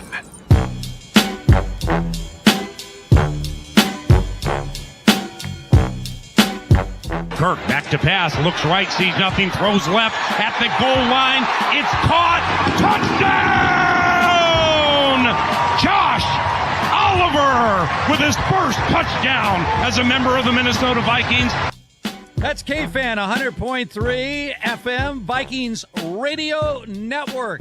So the Vikings, after trailing the Chargers 7-0 in the first quarter, remember we had Justin Jefferson, 0 targets in the first quarter. Second quarter, 3 targets, 3 catches, 80 yards for Jefferson. And now the Vikings have taken a 10-7 lead. By the way, this is Fox Sports Red Zone Radio. We are live from the TireRack.com studios. They are, they're trusting the zone to handle Jefferson now as we near halftime. I don't know if it's the best idea, to be perfectly honest with you. I think they really need to commit 2 players defensively to Justin Jefferson, but with some safety help, they feel comfortable as it stands. Looking at that Minnesota game where they are currently hosting the Chargers, 2 0-2 teams that are desperately seeking their first win. They take the 3-point lead, but that very easily could have been a 7-point lead. Thank you. But what happened was Joey Bosa just saved 4 points. So Kirk Cousins had a wide open receiver. It was 3rd down near the goal line. I think they're on the 4-yard line. And if Kirk Cousins would have gotten the throw off, this is a walk-in touchdown. But this goes to show you the reason why edge rushers are paid so much money in the NFL. Joey Bosa, rushing solo against the right tackle, was able to reach out his hand, hit Kirk Cousins' elbow. The ball falls incomplete, so it takes 4 points off the board for the Minnesota Vikings, assuming the point after touchdown would have been good. The field goal certainly was. They lead 10-7 at home against the Chargers. All right, updating you on the scores right now around the NFL. Again, 9 games in action. So you mentioned the Vikings leading the Chargers 10-7. Browns lead the Titans 13-3. Deshaun Watson 146 yards passing so far. Inside a minute to go in the first half there. Seconds to go in the first half. Lions all over the Falcons 13-3. Goff has 188 yards passing. How about this score? Saints 17, Packers nothing in Green Bay. Derek Carr has a touchdown pass in that game. Dolphins still lead the Broncos 21-10, over 200 yards passing, a couple of touchdowns. Dolphins just scored a touchdown. For Tua Tagovailoa, and they just scored again on a Mostert 20-yard run. By the way, Tyreek Hill in the first half for Miami, 6 catches, 122 yards, and a touchdown. His goal is 2,000 yards. First receiver ever to do that. He is well on his way. Patriots lead the Jets 10-3. Seconds to go in the first half there. All these games, seconds to go until halftime. Bills over the Commanders. No challenge there. 16-0 Bills. Texans shocking the Jaguars 14-0. 111 yards passing for C.J. Stroud. And this game is at the half. Gardner Minshew and the Colts are leading the Ravens 10-7. Huge pass downfield for the Chargers. There's a flag on the play. Will it be defensive pass interference? Will it be a hold? This could be a score before the half. They're going to call it against the defense. They obviously are going to add to their yardage there. So a 10-7 ball game in Minnesota. Vikings have the lead. But in the 2-minute drill, Justin Herbert just threw a strike downfield and hits his receiver on the straight-up go route. And now we may have a flip-flop on the score here before half. I want to update Tua Tagovailoa's stats for you in this first half against Denver. He is 16 for 16. 206 yards, 2 touchdowns. That was Joshua Palmer on the reception, by the way, for the Chargers right now. And it's they're first right and at goal the from the 6-yard line. And they're going to get a running touchdown. No, short right there. Minute to go. Clock is running. So Tua Tagovailoa, 16 of 16, 206 yards, 2 touchdowns for the Dolphins. 2 minutes to go in the half. Denver's defense is awful. They can't tackle. They can't. I mean, not only that, Miami has 129 yards on the ground. They have 335 yards of offense in the first half. It is not going well in Denver. There's a lot to fix left over from last year offensively, but certainly defensively they're having their struggles, and going against a team that started the season so hot. The Miami Dolphins have made all the defenses they've faced so far look foolish, and that includes the New England Patriots in Foxborough. I mean, right now they have more than double the first downs over the Broncos. They have 17 first downs to the Broncos 8. They're leading 28-10, and South Beach is a tough place to play early in the season. The weather's unpredictable, usually really humid coming out of training camp. Still kind of feels like summertime. Herbert to the end zone, no good. So the Chargers probably going to get this 3rd and goal at the 1. Short pass to Everett to the left side. Okay, now let me ask you this, because this I don't know where we're going to see where they mark the ball, but it looked to me like it's inside the 1 yard line. All right. Yeah. You have a 6'6" quarterback. Yes. Go on. And the push is allowed, as the Eagles have shown over and over. Tush push. Yeah, you can do that. Yeah. Now, if this ball's inside the 1 yard line with a 6'6" strong body quarterback, and you're allowed to push him into the end zone, why you would do anything other than that would be a mystery to me. I'm with you. I don't understand why we see certain teams shy away from the Eagles don't. Sneak. They do it all the time. But yeah, it's happening at the college level too, because I think the pros allow it. The college level, we have a fumble in the Denver Broncos Miami Dolphins game, and the Dolphins will have the ball back inside the Denver 5 yard line with a minute 33 left in the game. And they're doing a straight handoff for the Chargers, and it gets stuffed at the goal line. Joshua Kelly tries for the Chargers against the Minnesota Vikings goal line defense. Now what are you going to do? 4th and goal. I'm telling you, this is making no sense to me at all. Because when you turn it around to hand the ball off, it gives the defense a running start. What a heads-up play, by the way. If you just shove the ball into the end zone with your big quarterback, you don't have that. I'm with you. I agree 100%. So Cortland Sutton, going back to the Denver-Miami game, was the receiver who fumbled. A great job by the defensive back who swatted that ball away. And then one of the Miami linebackers just ran it down all the way to the 4 yard line. It's 1st and goal for the Miami Dolphins, leading by 18 at home against the Broncos. Yeah, it's going from ugly to embarrassing right now for this Denver Broncos team. Tua Tagovailoa again is perfect. 16 of 16 over 200 yards, and Miami walks into the end zone for yet another touchdown. If you have Mostert, here we go. 4th down happy for the Chargers right now. Are they going to sneak it? There's no push behind Herbert. He's going to pass on 4th down, throws in the end zone, and it is caught. Is that Everett? Who is that? Oh, that's Parham Jr. Okay, Yeah. So Donald Parham Jr., the tight end, catches the pass, and that's good for a Chargers touchdown. 13-10. We'll wait for the ensuing point after touchdown. But play action on 4th down. By the way, on the season, they are now 4 for 5 on 4th down conversions. Well, the key here was Herbert had plenty of time to find a target. And, of course, I mean, his accuracy is remarkable. He didn't have much of a room to get that ball to Parham, but he threw it right on the money.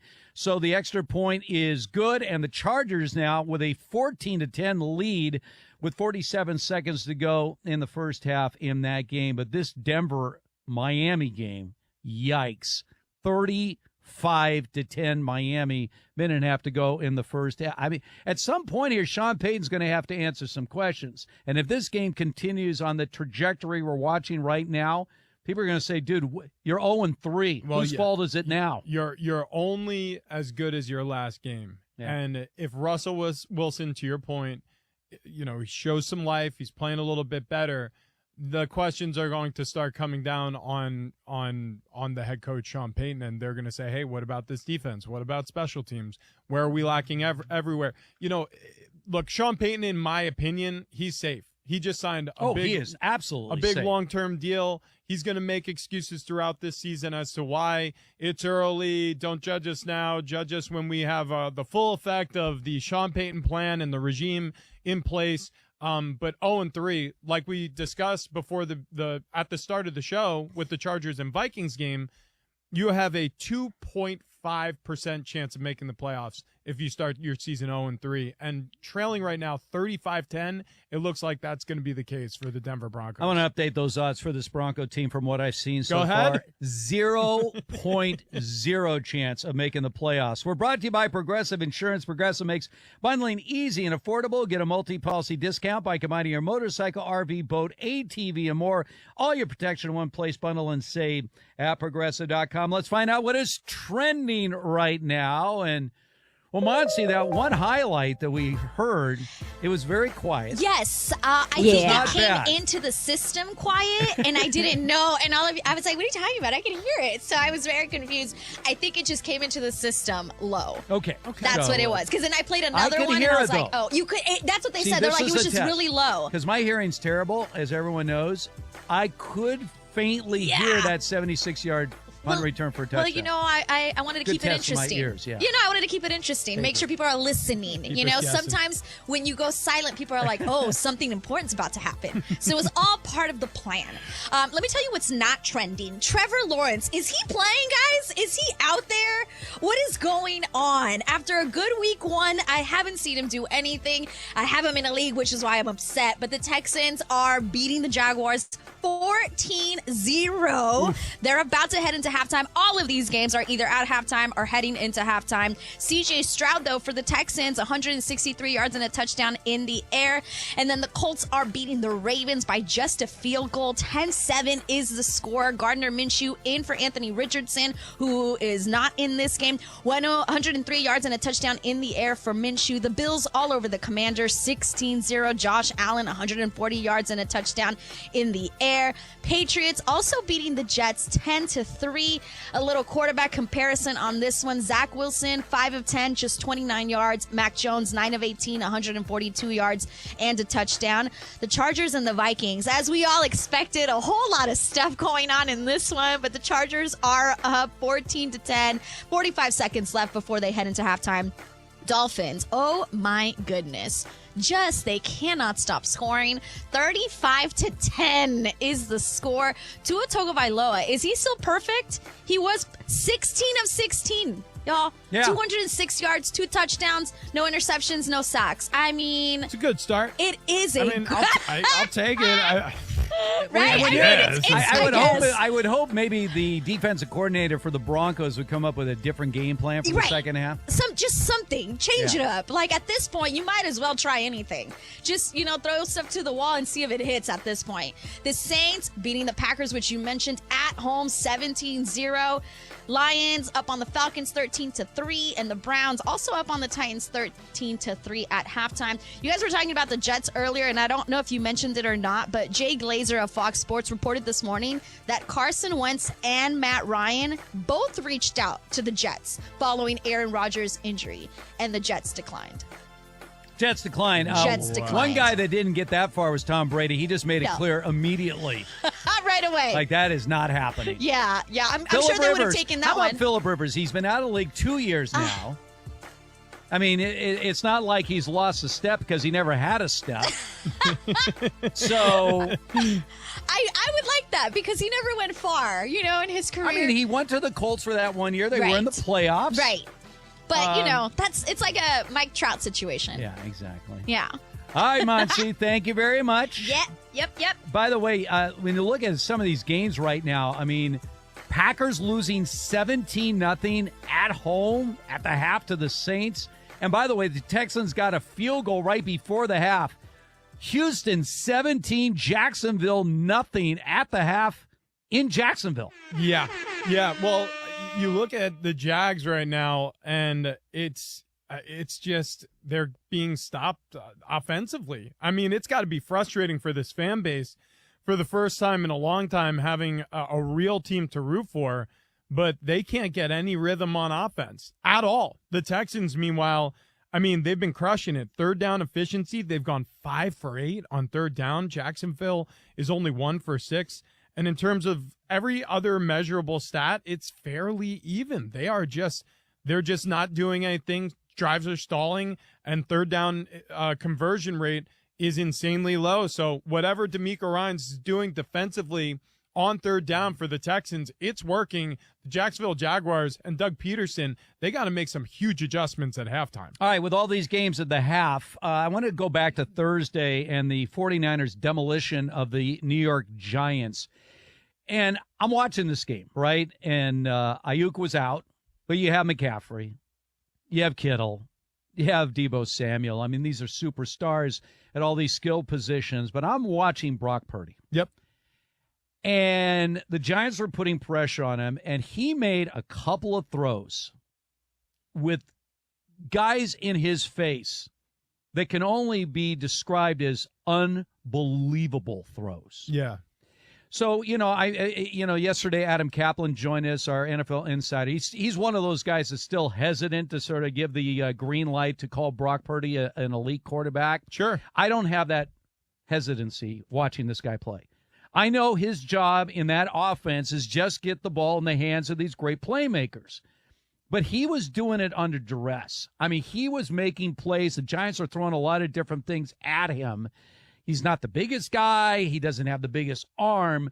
But his ability to make quick decisions and know where to throw the ball is as good as any quarterback in this league right now. I mean, he doesn't have the physical tools of some of these superstar quarterbacks, but his ability to recognize what is to be done with the ball and get the ball in that direction right now is as good as any in the league. I dare say the 49ers, and we said this even before the season began, Rich, you look at this team, the playmakers on both sides of the football, they could be the team to beat this year. I'm right there with you. I'm right there with you. Brock Purdy has yet to lose a regular season game. Brock Purdy, the only game he's ever lost in his career as a starting quarterback was a game where his elbow was exploded by the Philadelphia Eagles. Right. Brock Purdy is one of the best quarterbacks in the league right now. And I know that sounds really odd because he was Mr. Irrelevant a year ago, and can we trust him? Can't we trust him? That was the whole debate going into the postseason. And to be perfectly honest, it's a good founded argument because it's tough to know whether or not you can trust a guy. And he makes his debut as a starting quarterback in the National Football League, and he continues and improves on the success that he had a year ago. Look at what happened against the Rams. He played arguably his poorest game as a starter. He didn't make mistakes. You know, that's the thing. You or didn't make too many mistakes. He made some, but that's a game where easily the 49ers could have lost, and instead, because of his leadership, because of his abilities, because of the special talent around him and that great defense he has, that's a big part of the storyline too. But this is the right fit. And frankly, he not only saved Shanahan and Lynch's jobs, but also got them extended.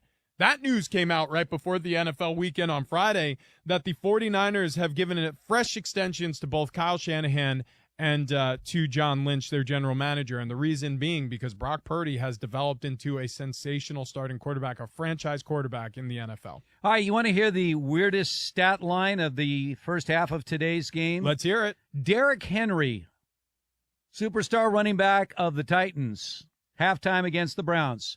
4 carries for -7 yards. Wow.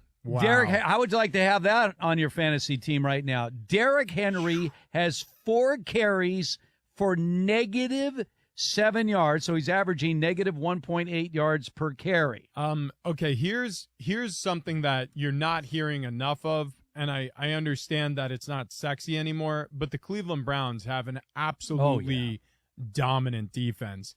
That pass rush is incredible. They do, obviously, you can see by that stat. By the way, Myles Garrett has 2.5 sacks in the first half.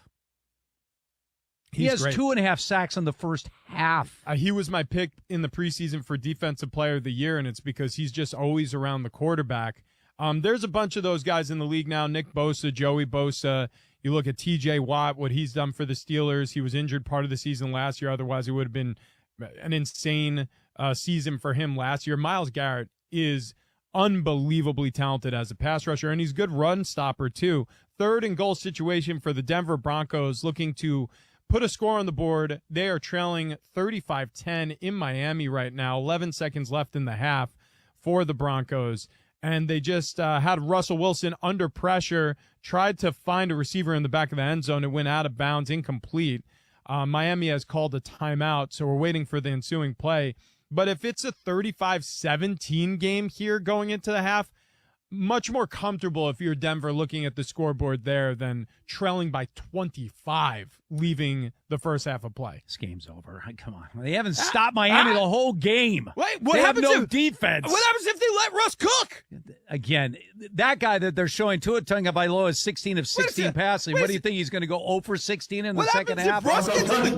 Let's run. They can't. That's it's right. It's not a matter of Russell Wilson. Again, his passer rating's well over 100 in this game. It's well over 100 on the season. What happens if he gets back in the kitchen, Steve? Yeah, but the only way Denver can get back in this game is they can actually stop. Wait, you're saying you got to play defense down the Dolphins. By the way, look at some halftime stats in that Charger-Vikings game. Here's Denver. That's a bad call.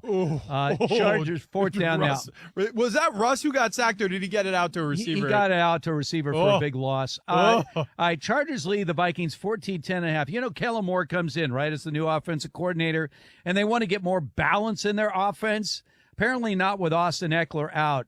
Justin Herbert has thrown 30 passes in the first half. They have 7 rush attempts, and one of them was Herbert on a scramble. Yeah. So they are throwing the ball on every down. So this is exactly what they had before, right? I mean, but that was supposed to change with Kellen Moore, and it's not changed right now. So Chargers lead 14-10. Herbert is 26 out of 30, but only for 187 yards. So he's not throwing the ball deep, but he does have a couple of touchdown passes. Kirk Cousins, 13 of 20, 146 yards, and a score for the Vikings. They've had more running game than the Chargers so far. All right, so the Broncos have to settle for the field goal. So Miami will go into the half with just eking out a 35-13 lead over the Broncos. And you just heard Rich Armberger. He says that game is not over yet. Well, listen, 35-13, a lot different than 35-17. And listen, it's all tongue in cheek here. Denver season is all but done, and it's week 3. Oh, I'm calling it right now. It's at very least it's on life support.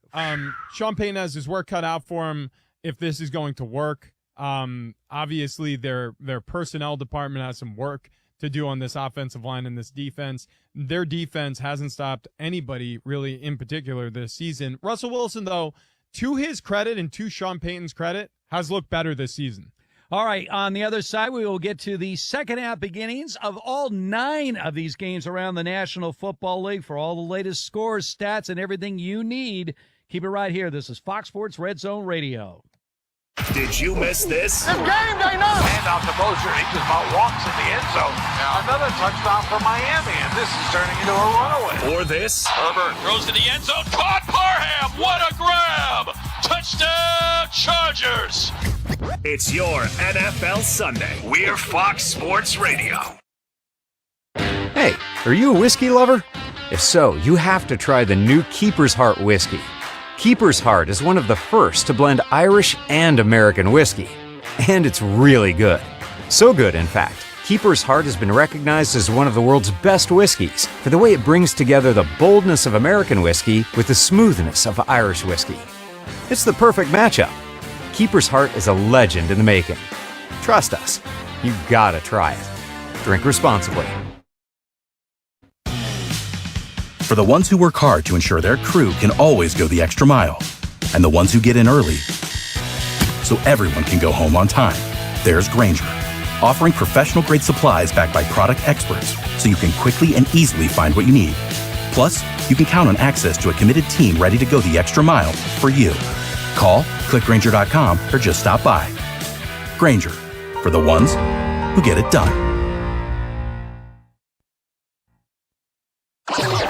Ladies and gentlemen, You must have been busy. But The Odd Couple with Chris Broussard and Rob Parker. We're breaking this down. Devastating news. Whether you're a Cowboys fan or not, it's just unfortunate, and I'm sure everybody's feeling for this young man, Trayvon Diggs, one of the best cornerbacks in the league, tore his ACL in his knee and will be out for the season. Did it in practice, Rob. Just a one-on-one drill, and tore the ACL. He'll miss the rest of the season. And first, it's just unfortunate. You hate to see anybody get hurt. You want these teams, no matter who you pull for, you want your teams to battle fair and square. And so it's just a bad loss for the NFL because he is a top player. And obviously, Rob, it's huge for the Dallas Cowboys. And they'll still be great. I think they'll still be great, and I still think they're a contender. But it's still a big loss of Trayvon Diggs. Yeah, I mean, anytime you lose a player who you were counting on, it is it's a blow. But the NFL is the league that every year. I mean, how many players, Chris? How many great players go down, get hurt? Aaron Rodgers, 4 snaps. I mean, this is what the NFL is. And let's keep it real, even baseball and basketball now. Right. But I'm just saying, in football, it's more prevalent. Like if you get hurt in a game, and those guys in baseball, they get hurt. Think about this. This season, he's only allowed 3 catches for 31 yards. That's incredible. And that's in 2 full NFL passer games. rating of 9. Well, Rob, To get the rest of what The Odd Couple said, podcasted by searching Odd Couple. And as always, you can listen to The Odd Couple with Chris Broussard and Rob Parker weekdays at 7 p.m. Eastern, 4 p.m. Pacific, right here on Fox Sports Radio. Check this out. This is The Herd. You're excited. I'm excited. With Colin Cowherd. Daniel Jones in prime time, and these numbers matter because that's against good teams and good quarterbacks, right? That's what TV networks want the New York market. They don't necessarily love the Giants, but they want the New York market. And since the Giants aren't that interesting, usually they face a great roster full of stars or a great quarterback. And Daniel Jones, in his career in primetime, is 1-11. Oh, no, that's not the worst part. His passer rating's 70, almost 60s. More picks than TDs. And that's the illustration of what the Giants are against quality. They can't even compete with the Boys and the Eagles right now. Forget the Super Bowl. Forget the NFL. In their own division, they're not close to the Cowboys or Eagles. Those defenses suffocate this offense. This is The Herd with Colin Cowherd. Wow. Weekdays at noon Eastern, 9 a.m. Pacific. This is 2 Pros and a Cup of Joe.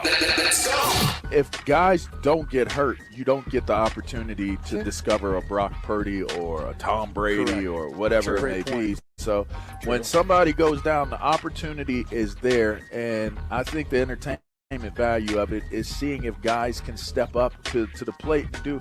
Like Andy Dalton had a time where he was considered to be an elite quarterback in the National Football League. He gets an opportunity later on in his career, the twilight of his career. Can he do something with it? Any of these younger guys that or guys that haven't played very much get the opportunity because a younger guy has gone down or young, and you get an opportunity to step in and play. That's the entertainment value. I don't think it's bad for business at all. 2 Pros, LeVar Arrington, Brady Quinn, and a Cup of Joe, Jonas Knox. 6 a.m. Eastern, 3 a.m. Pacific on Fox Sports Radio. When you call yourself the premier sports lineup in the nation, you have to back it up. Well, my friends, we do. Check these names: Dan Patrick, Colin Cowherd, LeVar Arrington, Brady Quinn, Jonas Knox, Doug Gottlieb. Spectacular. Cavino and Rich, Chris Broussard, Rob Parker, Ben Maller, Jason Smith, and Mike Harmon. Is that premier enough? Listen to all those names right here. Really? On Fox Sports Radio. The most fearless voice in sports is on FS1. The one and only Colin Cowherd is bold, unique, and outspoken. Wow. You can see him on The Herd, weekdays at noon Eastern on FS1 in the Fox Sports app.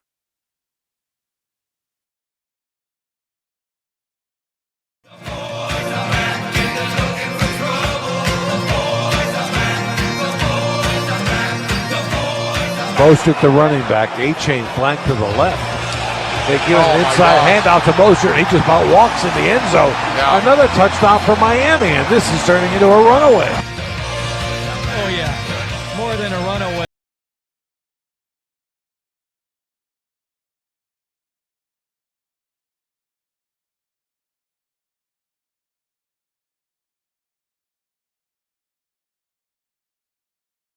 Derek Carr, Saints, as we mentioned, leading the Packers 17-0. That game is now in the second half. But Derek Carr was sacked, and he stayed down on the field for a while. He was then able to walk off the field under his own power, but immediately went to the tent. So we're trying to get an update on the status of Derek Carr. The Saints are the one team in the league that has a legitimate starting quarterback as a backup quarterback. That's Jameis Winston. Looks like he's going to the locker room on TV here. All right, so it looks like Carr's going to make the walk into the locker room. Meanwhile, we just saw the Falcons. They just missed a field goal attempt, trailing the Lions by a score of 13-3. Chargers, Vikings underway in the second half. Vikings have the ball first, and they're already at midfield, so they're on the move. Meanwhile, they're booing in Jersey right now, the Jets. Their Patriots are leading this game by a score of 13-3. Zach Wilson is 5 of 10 for 29 yards. They have 10 yards net passing. And the problem there is when you don't have a passing game, you don't have a running game. Breece Hall and Dalvin Cook combine 15 carries for 29 yards. That's less than 2 yards a carry. This is the problem when you have no threat of a passing game, is that a team like the Patriots that has a defensive coach like Belichick says, if Zach Wilson could beat us, great. But we're going to stop their run. That's exactly what they've done. The Jets have 39 yards total offense, and we got 10 minutes to go in the third quarter. Bills fans are rejoicing right now. Josh Allen been perfect on the day, 14 of 22 passing, 140 through the air, 1 touchdown thrown. Meanwhile, the 2-0 Washington Commanders are imploding. Sam Howell, 11 of 18 passing, 113 through there, 3 interceptions. Yeesh. And they had a second and goal opportunity at the Bills' 15-yard line. Howell threw the third of his 3 interceptions to Tre'Davious White. So the Bills are going to have the ball coming back after the break at their own 20-yard line, and that's all but over. It's 16-0 in Washington right now. Another quarterback off to a good start the first couple of weeks, imploding today. That would be Jordan Love. He was actually leading the NFL in passer rating after the first 2 weeks. That will change. 9 of 21, 87 yards, no touchdowns and a pick. No scoring yet from the Packers. 9 minutes to go in the third quarter, and their running game is not helping at all. So Jordan Love showed some promise the first couple of weeks, but this gets back to your prediction about this Saints team. They got a defense. They do. And they're doing a number on Jordan Love and that Packer offense right now. Obviously, they're in a very winnable division, the Saints are right now. So this impressive performance on the road against Green Bay. So people are like, hey, Jordan Love looks like they haven't missed a beat. Yeah, he's run against the defense today. Yeah, right now 3 of 9 on third down conversions for Green Bay. 0 for 1 on fourth down conversions. It's just one of these games. And by the way, causing penalties all over the place. Really shot themselves in the foot in the first half. 9 penalties in one half of play. So Green Bay hurting themselves at home against New Orleans. But speaking of hurt, Derek Carr in the locker room. So we don't know what's next for this Saints offense. Jameis Winston in a quarterback currently. One quarterback having a very good day today is Deshaun Watson. After his meltdown last week against Pittsburgh, he's 17 of 22, 175 yards, a touchdown, no picks. Cleveland leading this game 13-3. Their defense has been dominant. By the way, Derrick Henry just had a 9-yard run. So he's out of the negatives. He's out of the red. So he's got now 7 carries for 4 yards. Yeah. Derrick Henry has 7 carries for 4 yards. The MVP of this game for Cleveland, no question. Not only does Myles Garrett have 2.5 sacks, he has 2 tackles for losses and 4 quarterback hits. So he is just doing a number on Ryan Tannehill and the Tennessee Titans. So a couple other games going on right now, just underway in the second half. The Texans now lead 17-7. So the Jags get on the board on a Tank Bigsby run. See if Jacksonville wakes up in the second half, because that first half was ugly. Yeah, and listen, that's a name all of us know really well around this studio. We Tank love it. Bigsby. Yeah. So finally get some points on the board. They trail by 10 at home against those Texans. And this is what I was saying. Doug Peterson, he's a good second-half adjuster. That is a quality offensive coach. And as a head coach, we saw what he did with the Philadelphia Eagles.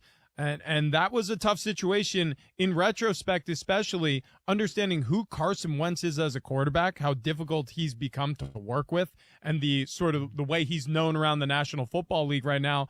And then Nick Foles after him. So Jacksonville, they're a long way from home. This could be a win for them in the end. All right, big second halves around the NFL. For all the latest, keep it here. This is Fox Sports Red Zone Radio. We are Fox Sports. eBay Motors is here for the ride. So minivans, sedans, JDMs, roll out. Go ahead, feel your engine. Admire that perfectly installed exhaust. Your vehicle's moving along this freeway like it was made from fresh installs and a whole lot of love. And with eBay Motors, you get over 122 million parts to keep it running. And with eBay Guaranteed Fit, they'll be the perfect fit every time. Plus, at these prices, well, we're burning rubber, not cash. Keep your ride or die alive at ebaymotors.com. Eligible items only. Exclusions apply. Wendy's new breakfast 2 for $3 Biggie Bundles let you create your own delicious combo. Choose from a sausage biscuit, egg and cheese biscuit, small seasoned potatoes, and a medium hot coffee. But it's obvious which combo's the best. Sausage biscuit and small seasoned potatoes. Well, maybe it's the fresh cracked egg and cheese biscuit with a medium hot coffee. Or 2 savory sausage biscuits. Whichever you pick, you can't go wrong. Choose wisely. Choose Wendy's new 2 for $3 Biggie Bundles. Limited time only. U.S. price and participation may vary. Not valid in a combo. Single item at regular price. FS1. To find FS1 on your television, go to foxsports.com for details. FS1. At work. I play it all day, every day at work. When Dan Patrick speaks, you better stop and listen. Yeah, where do you listen at? This is the Dan Patrick Show. Justin Fields has a mess to clean up, and this is how it all started. Now, keep in mind, when you see a tweet, you don't know if it's in context, or can you put it in context. Justin Fields is doing a press conference, and there was a tweet that was sent out. Justin Fields acknowledged that he has been playing too robotic, then bit the pin off the grenade and rolled it into the building with his explanation for why he believes it's that way. He said coaching. And then there was the tweet that followed that said, wow, a lot more of that in a bit. Well, there is a lot more to the answer that Justin Fields has, so let's put it in context. Here's Justin Fields. I felt like, I wasn't necessarily playing my game. Felt like I was kind of robotic and not playing like myself. Okay, so yes, it's on coaching, but it's on him. And then there was more to it after that.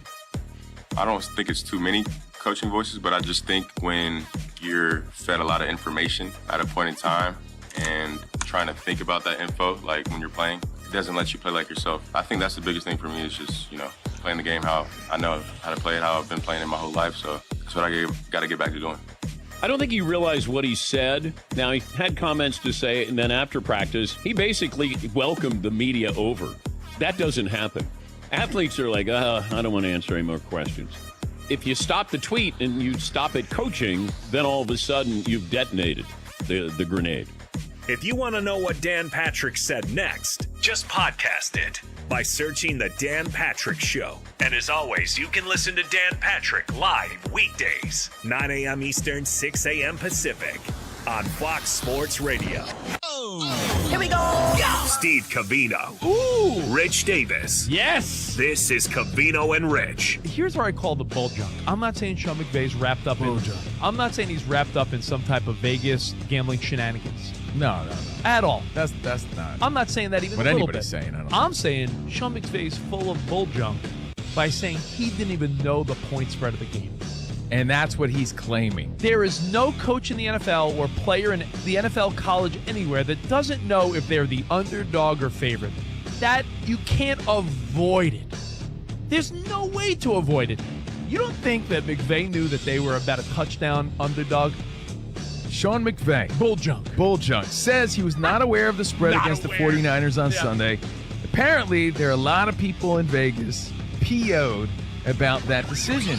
Covino and Rich, weekdays at 5 p.m. Eastern, 2 p.m. Pacific on Fox Sports Radio. The popular group of sports radio. Popularity matters. The cool kids. Let's not overreact. Steve Covino. I'm going for the clout, for the clicks. Rich Davis. To all the girls I've loved before. It's Covino and Rich. Two nerds. Really? Putting the cool in sports. I got kicked off of the Mets chat because I'm too positive of a guy. Yeah. Weekdays from 5 p.m. Eastern, 2 p.m. Pacific on Fox Sports Radio. Worldwide leaders of nonsense. FS1. To find FS1 on your television, go to foxsports.com for details. FS1.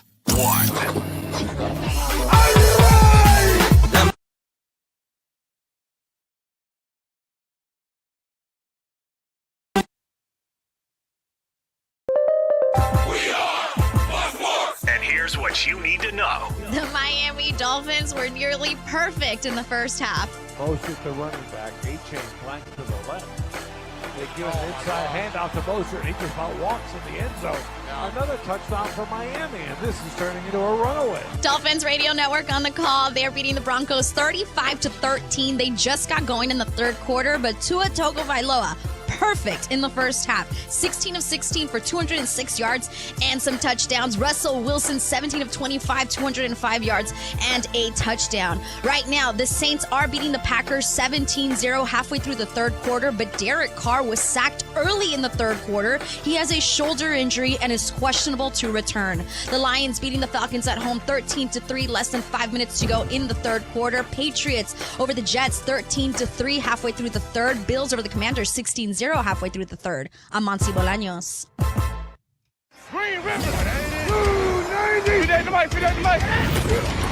This is Fox Sports Red Zone Radio. The play. How about that second effort to get in the end zone? The hit. Your team, your game. You got the pads on there. It's all broken down right here. Fox Sports Red Zone Radio is now live from the TireRack.com studios of Fox Sports Radio.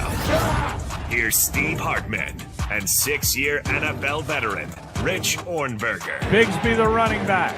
Shotgun formation. They hand it to Bigsby. To the goal line. Touchdown.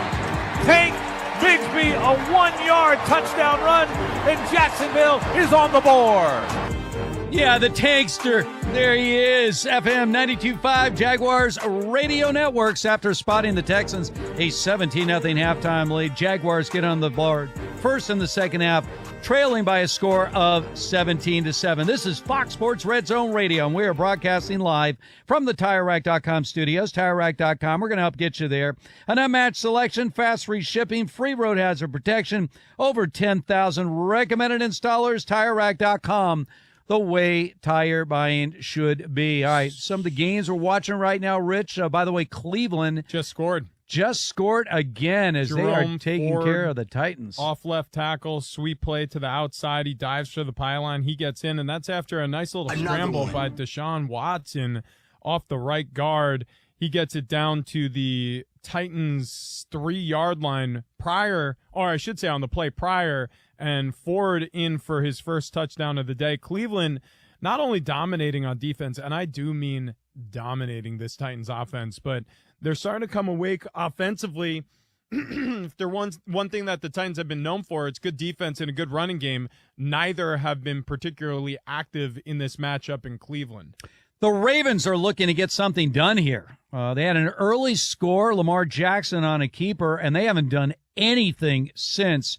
Trailing at home to the Indianapolis Colts. No Anthony Richardson today. Gardner Minshew is in at quarterback. He has played well, 17 of 20, 728 yards a score, and no picks. Zach Moss had 70 yards rushing in the first half, has just one in the second half. But you look at this Baltimore offense.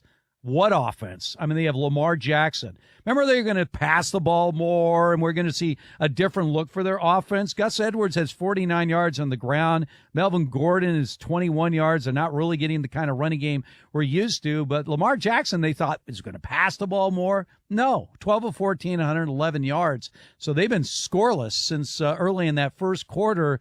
Ravens with the ball right now, but less than 3 minutes left in the third quarter, trailing the Colts at home by a score of 13-7. Yeah, and it's not exactly like they're playing the Steel Curtain or the Monsters of the Midway right now. Indianapolis Colts in the bottom third in terms of total offense allowed against this defense throughout the early portion of the season. So Baltimore has got to get things figured out with Monken, their new offensive coordinator, fresh in from his time with the Georgia Bulldogs, and Lamar Jackson. Everybody needs to get back on the same page, or I should say get on the same page this season. The Vikings and the Chargers. The Chargers just missed a 53-yard field goal, so the Vikings get the ball back in the midfield now into Chargers territory. This game was a huge over-under, 53.5 at kickoff. Right now, the Chargers lead by a score of 14-10. And for both of these teams, very similar. I mean, they're showing some highlights. We're seeing glimpses of why we thought this was going to be a really high-scoring game, and then they just shoot themselves in the foot. Yeah, there's no question about it. Right now, though, clean game between Justin Herbert and Kirk Cousins. Justin Herbert, 29 of 35 passing, 248 through the air, and 2 touchdown passes. Kirk Cousins, 16 of 25, 166, and a touchdown himself. 14-10 game right now. Chargers leading the Vikings at home. But like you said, Vikings driving. Third down opportunity on the Chargers side of the field. They just broke the huddle. And in the first 2 games, they've only tallied 69 rushing yards. So they've eclipsed that at least. They're getting the ground game going with Alexander Mattison, but they're definitely missing Dalvin Cook, who's having a very low-key start to his year in New York with the Jets. And Kirk Cousins just got sacked, so 4th down for the Vikings. I don't think they're going to be able to kick the field goal from here. They're going to have to punt it to the Chargers. The Jets still trailing the Patriots 13-3, 4.5 minutes to go in the third quarter. Here are the Jets' possessions today. Punt, punt, punt, punt, punt, field goal, punt. Yeah. You see a pattern there? Yeah, it's not going well. You could argue that the Jets... Do they have anybody else on the roster that they could throw in at quarterback? I mean, you had Joe Flacco. What happened? No, he's not on the team. I know. Tim Boyle, I believe, is the backup to Zach Wilson. I mean, Zach Wilson, you can't. 22. They have 57 total yards. Yeah. You got to get somebody else in the game. I mean, it's not like the Patriots are running away. I mean, it's a pedestrian day for Mac Jones. 12 of 20, 265 yards and a score. It's a winnable game. Yep. But not when you have a 0 from your quarterback. Robert Saleh, I really want to be a fan of his, but he's not making it easy. and you could say, well, he loses Aaron Rodgers. Okay. Yeah. But I mean, you can't just keep doing the same thing, hoping for different results. Well, look, Robert Saleh and this Jets defense, they were a top 10 defense a year ago. They've got a lot of bright spots around this offense. But you cannot win in this league with a quarterback like Zach Wilson. What he taught us last year is he can't hang at this level. What we've seen from him so far this year is he can't hang at this level.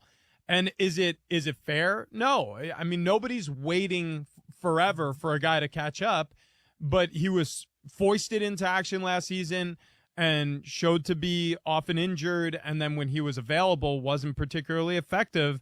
And so they found a replacement, a Hall of Fame replacement, and I think heading into this season, I'm not saying he put it into cruise control, but there's definitely a different level of expectation on a quarterback when he's just a backup.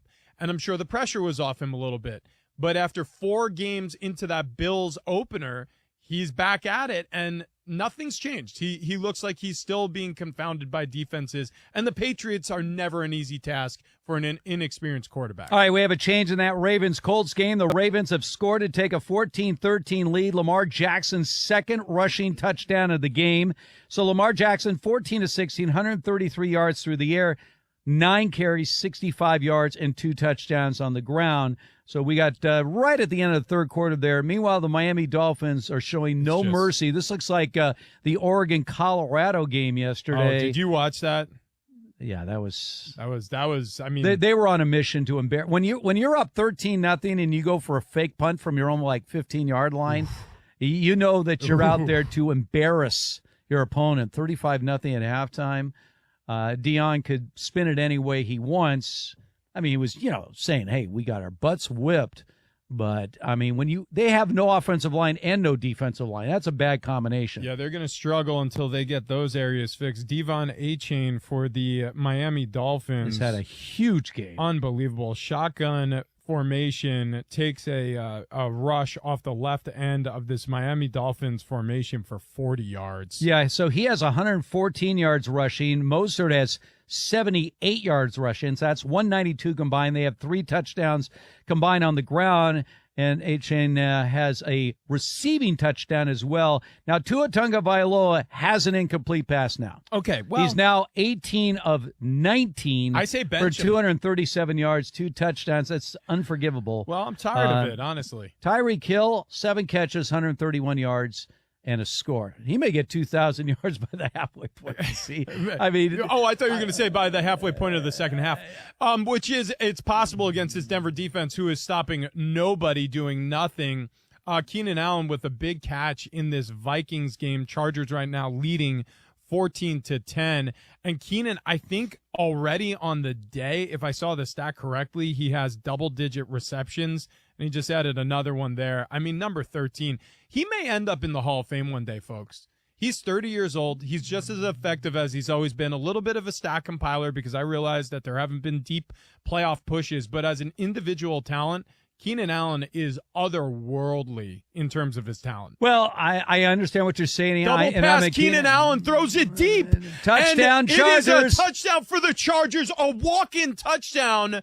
Was that Mike Williams? It was. So just as I was talking about Keenan Allen, the receiver, Keenan Allen on the double pass throws a touchdown pass, and the Chargers take a 20-10 lead. Yeah, the Vikings bid on that one big time. Wow. By the way, updating, Keenan Allen has 12 catches for 135 yards, and now he has a touchdown pass. So he's having a Hall of Fame game for the Chargers. Again, this is a battle of 0-2 teams. Rich had the stat, 2% chance of making the playoffs if you go to 0-3. 2.5% 2.5% chance. There you go. Yeah, you got to make sure that 0.5%. Chargers now with the extra point is good. 21-10. Chargers lead on the road against the Vikings inside 6 minutes to go in the third quarter. Justin Herbert now 30 of 36. 273 yards, 2 touchdowns. But that's not good enough. Keenan Allen has a perfect passer rating of 158.3, 1 for 1. 49 yards and a touchdown there to Mike Williams. All right, we continue on here. Which games are going to end up being the ones that go right down to the finish? It's hard to tell yet. We're still in the third quarters. Everybody relax. By the way, nobody freak out. Just for the record, we're brought to you by Progressive Insurance. Progressive makes bundling easy and affordable. Get a multi-policy discount by combining your motorcycle, RV, boat, ATV, and more. All your protection in one place. Bundle and save at Progressive.com. Keep it right here. This is Fox Sports Red Zone Radio. Dear NFL, thank you for your unpredictable nature. The best part about the NFL is competition. For your divisional rivalries. We own this team. For the passion week in and week out. Thank you, NFL, for being you. You only love me because I get sacked. We're Fox Sports Radio. Hey, it's Jonas Knox. Worn-out tires are a danger to you, your passengers, and other drivers. TireRack.com reminds you to inspect your tires regularly. Grab a quarter, stick it in the tread. If you can see the top of Washington's head, it's time to replace. Go to my page, TireRack.com/sports. Use the Tire Decision Guide to find the right tires for how, what, and where you drive. Choose from the full line of Kumho tires and tread confidently. TireRack.com, the way tire buying should be.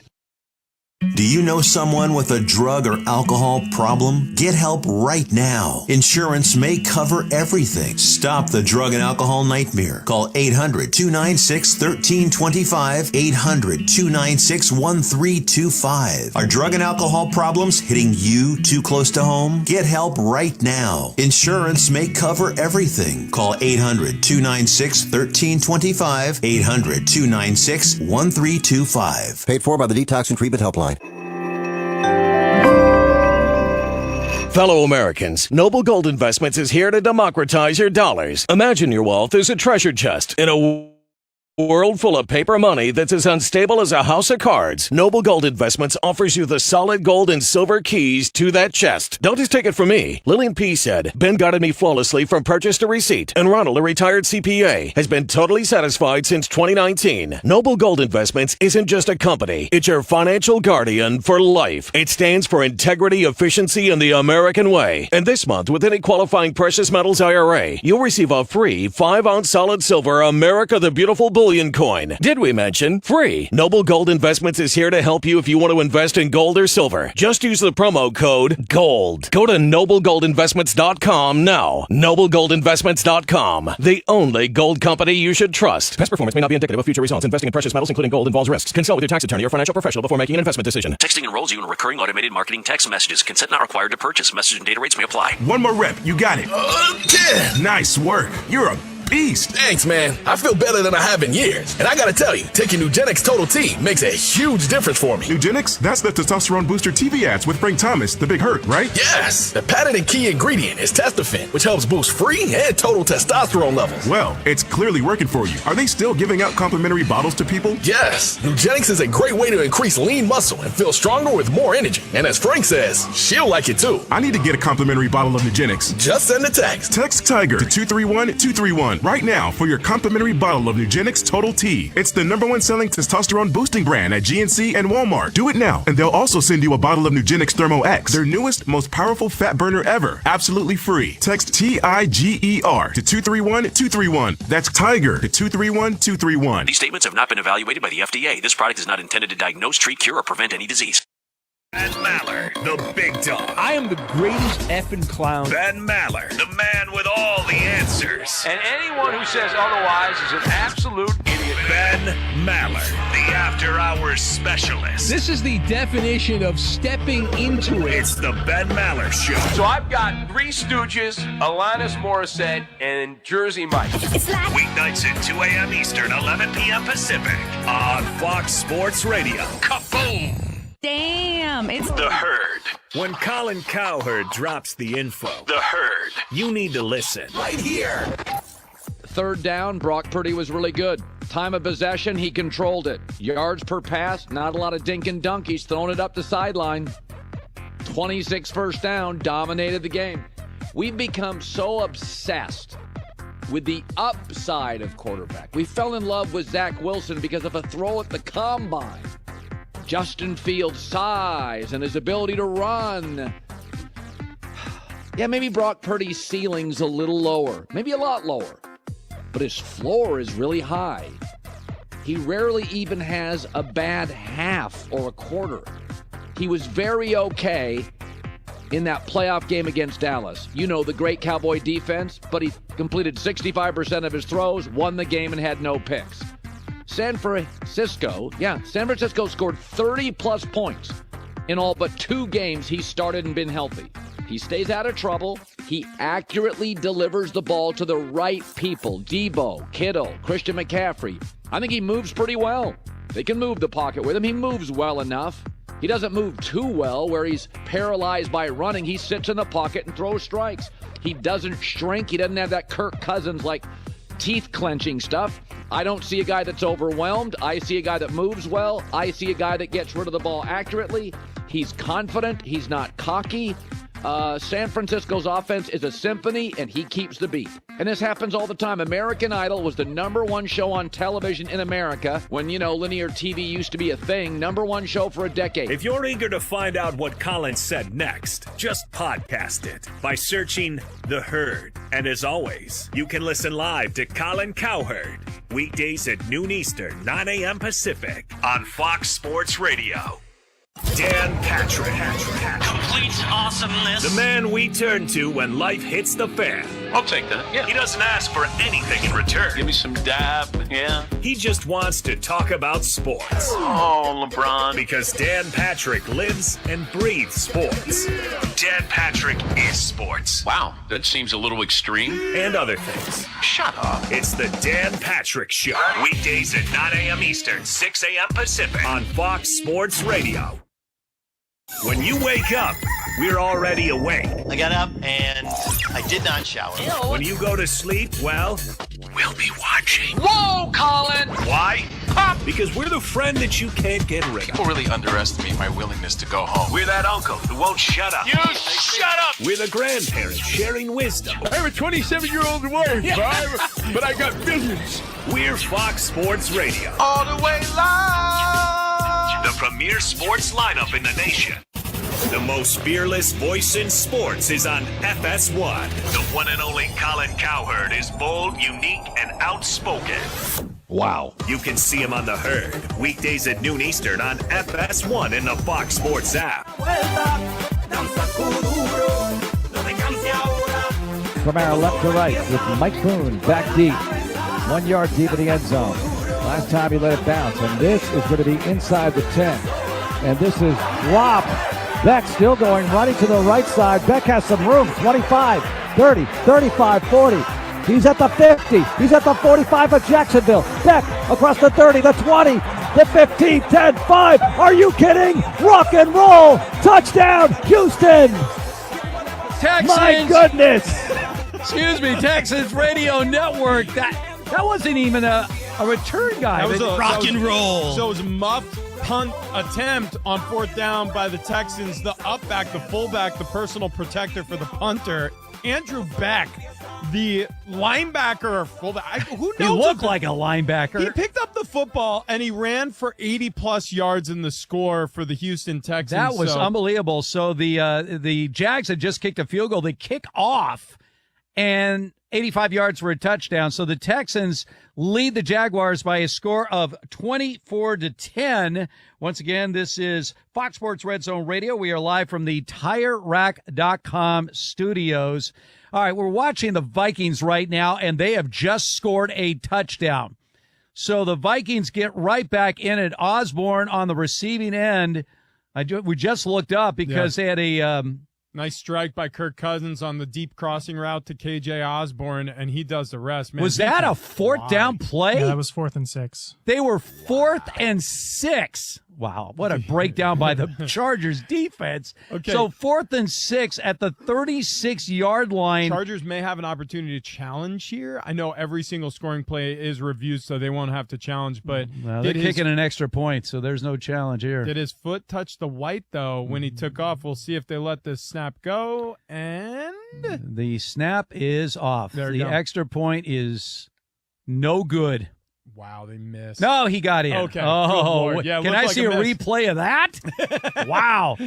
So anyway, on a 4th and 6 at the Chargers' 36-yard line, Osborne wide open on a crossing pattern, and he goes into the end zone. So let's watch this play right now. So check this out. This is what you call a sail route by the slot receiver, which was KJ Osborne. It looks like he's running a slant, and then he goes vertical at the hash mark, and then he flattens out again to run the deep cross. Great pass. And there he is available on the 20, the number, and he dives from the 4-yard line, a yard deep into the end zone. Look at this, almost from the 5. Look how far he flew. That is unbelievable, and that left foot was right on the line, but they said it was not across the line. So just like that, the Vikings are back in this one, trailing the Chargers by a score of 21-17. This has the feeling of one of those games, right? I mean, we got 3 minutes to go in the third quarter, and, you know, first half maybe didn't live up to the offensive hype that we predicted. It's beginning to look like it right now. Justin Herbert, 30 of 36, 273, 2 touchdowns, no picks. Kirk Cousins, 20 of 31, 231, 2 touchdowns, and no picks. So I think we're going to see a big shootout in this game. So the last man standing. We have a Josh Allen touchdown. We have a in that Josh game. Allen touchdown. Yes. Okay, Yeah, Bills. 22-0 waiting on the Yeah, extra this point. has been a long day for the Commanders. A long day for the Commanders today, down 23-0. Sam Howell, 13 of 20, 110 yards, no touchdowns, and 3 picks. He has been sacked 5 times in this game. And this really was, the Bills have been out of sorts. I don't know if a win over the Commanders changes that. But this is a team that, a year ago was the odds-on favorite to win the Super Bowl. Did not happen. And now we were watching him right now. By the way, speaking of winning the Super Bowl, my prediction for winning the Super Bowl this year on our master roster of predictions, the Cincinnati Bengals. Oh, yeah. And now the Bengals have finally realized that there's something wrong with their quarterback. Right. And there has been something wrong with their quarterback, obviously, since the season started, because Joe Burrow of 2023 bears no resemblance to the Joe Burrow that we've seen over the last couple of years. So they're going to be hosting the Rams this week, a rematch of the Super Bowl from a couple of years ago. But you talk about an 0-2 team on the verge. That's where the Bengals are right now. Yeah, and they have a tough decision for Monday Night Football. Look, this calf injury obviously was severe. It took him out of training camp completely. Zach Taylor doesn't have Joe Burrow play many or any preseason snaps, and for good reason. He's been great without having that work, although he's a slow starter, and so a lot of people chalked up that first loss and his performance against the Cleveland Browns to just being a little bit of a slow starter certain years. It's his plant leg. He can't throw the ball deep. Yeah. I mean, but when you have that right leg, I mean, think about it. You're bouncing around. You're a right-handed quarterback. You're bouncing around, and then you try to push off and step into your throw. There's nothing. There's no juice. And that's why everyone's like, why is he not throwing the ball down the field? Yeah, well, that's why. That's why. And so we'll find out. They had the extra day's rest. We'll see what happens on Monday night. But there are some in the building, this by Deanna Rossini recently, who got the scoop here. There are some in the building, in the Bengals building, who want to see Burrow 100% and fully recovered from his calf injury before he returns to action. But there are others who fear the team's playoffs hopes are on the line and want Burrow in the game. So there is obviously competing voices over what they should do about Burrow in their upcoming matchup. Well, Burrow wants to play. I mean, that's his attitude. Obviously. I mean, he's a competitor and he wants to get out there. By the way, the Colts and Ravens have swapped field goals, so the Ravens retake the lead 17-16. 7.5 minutes to go in the fourth quarter there, and they have the ball. Patriots continue to lead the Jets 13-3. The Jets completely inept offensively. The Packers have a 4th and 7 at the Saints' 20-yard line. They decided to settle for the field goal, so the Packers are finally on the board. 11 minutes to go in the fourth quarter. Saints still lead this game 17-3. Derek Carr went out with a shoulder injury in this game for the Saints. We haven't had any update other than that. Jameis Winston has come in to replace him. So Saints still very much in control. Deshaun Watson, worth mentioning today, as the Browns are just demolishing the Titans 20-3. It's not even that close of a game. But Deshaun Watson, 24 of 30, Rich, 239 yards, a touchdown, and no picks. Not much of a running game, obviously, without Nick Chubb in the line at Kareem Hunt. 4 carries, 14 yards. Jerome Ford, 8 carries with 21 yards. So Watson really needed to step up today without that running game, and he has done just that. Yeah, there's no doubt that Deshaun Watson is starting to feel it again, right? Getting back to the old Houston days where he was a top 5 quarterback in this league. I mean, that was a very good Houston team toward the end of his time with the Texans, who he was leading into battle, and he was sensational. As an individual talent, that's the type of quarterback you want. Now, the personal stuff, the off-the-field stuff, it's impossible to separate the athlete from the person, and he's still, I believe, going through some of that. The sexual assault allegations against Deshaun Watson, there were 20-plus civil allegations made, most of which from massage therapists. Bizarre situation, but at least on the field, it's getting better for the Browns.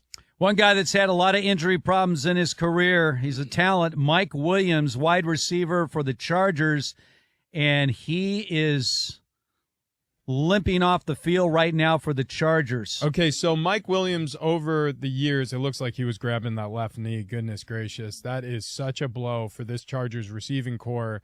And he is being aided with the help of two of the athletic trainers from the Chargers staff off the field, and very ginger with that left leg right now. All right, I want to allow Chris to jump in and talk about his Lions. I believe they just got in the end zone. Yep.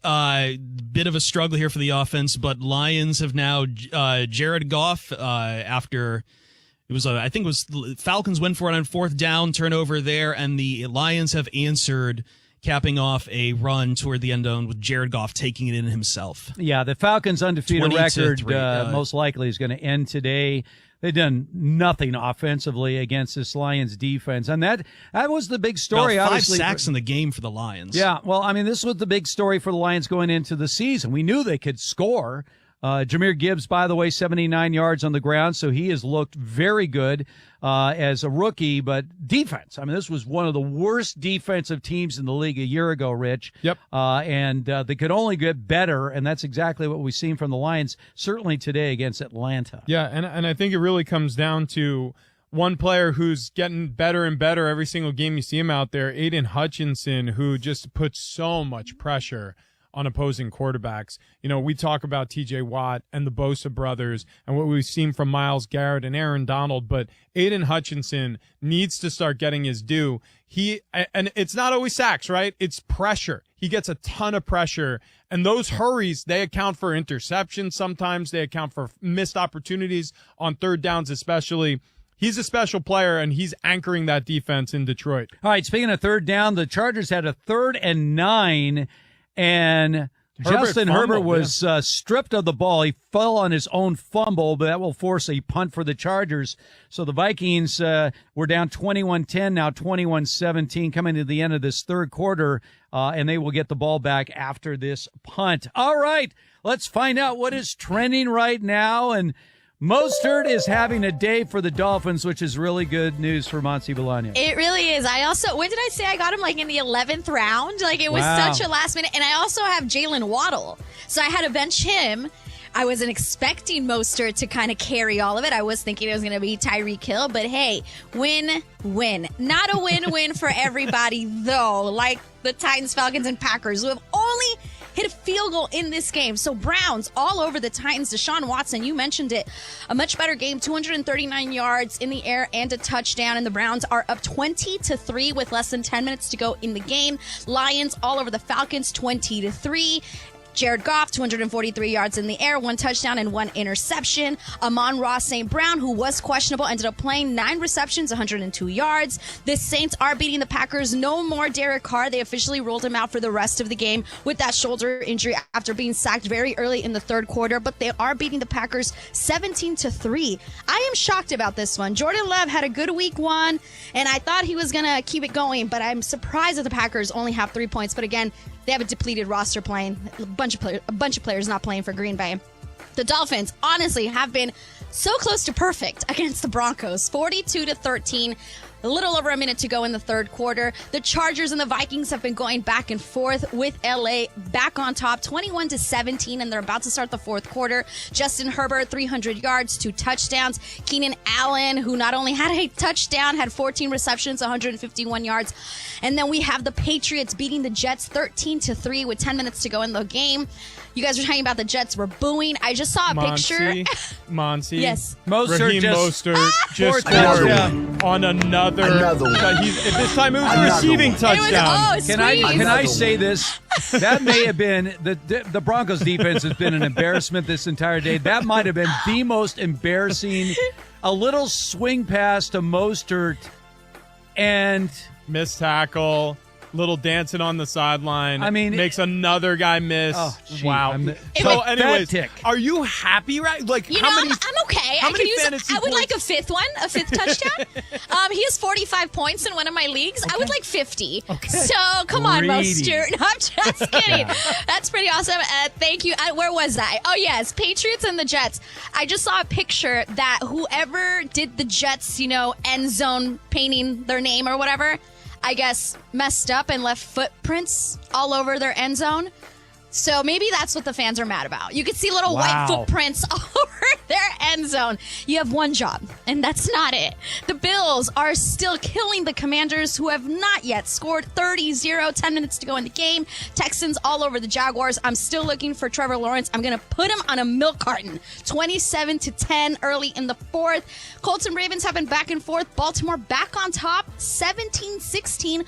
4 minutes to go in the game. Ravens have the ball. Lamar Jackson has done stuff on the ground, in the air, the whole thing.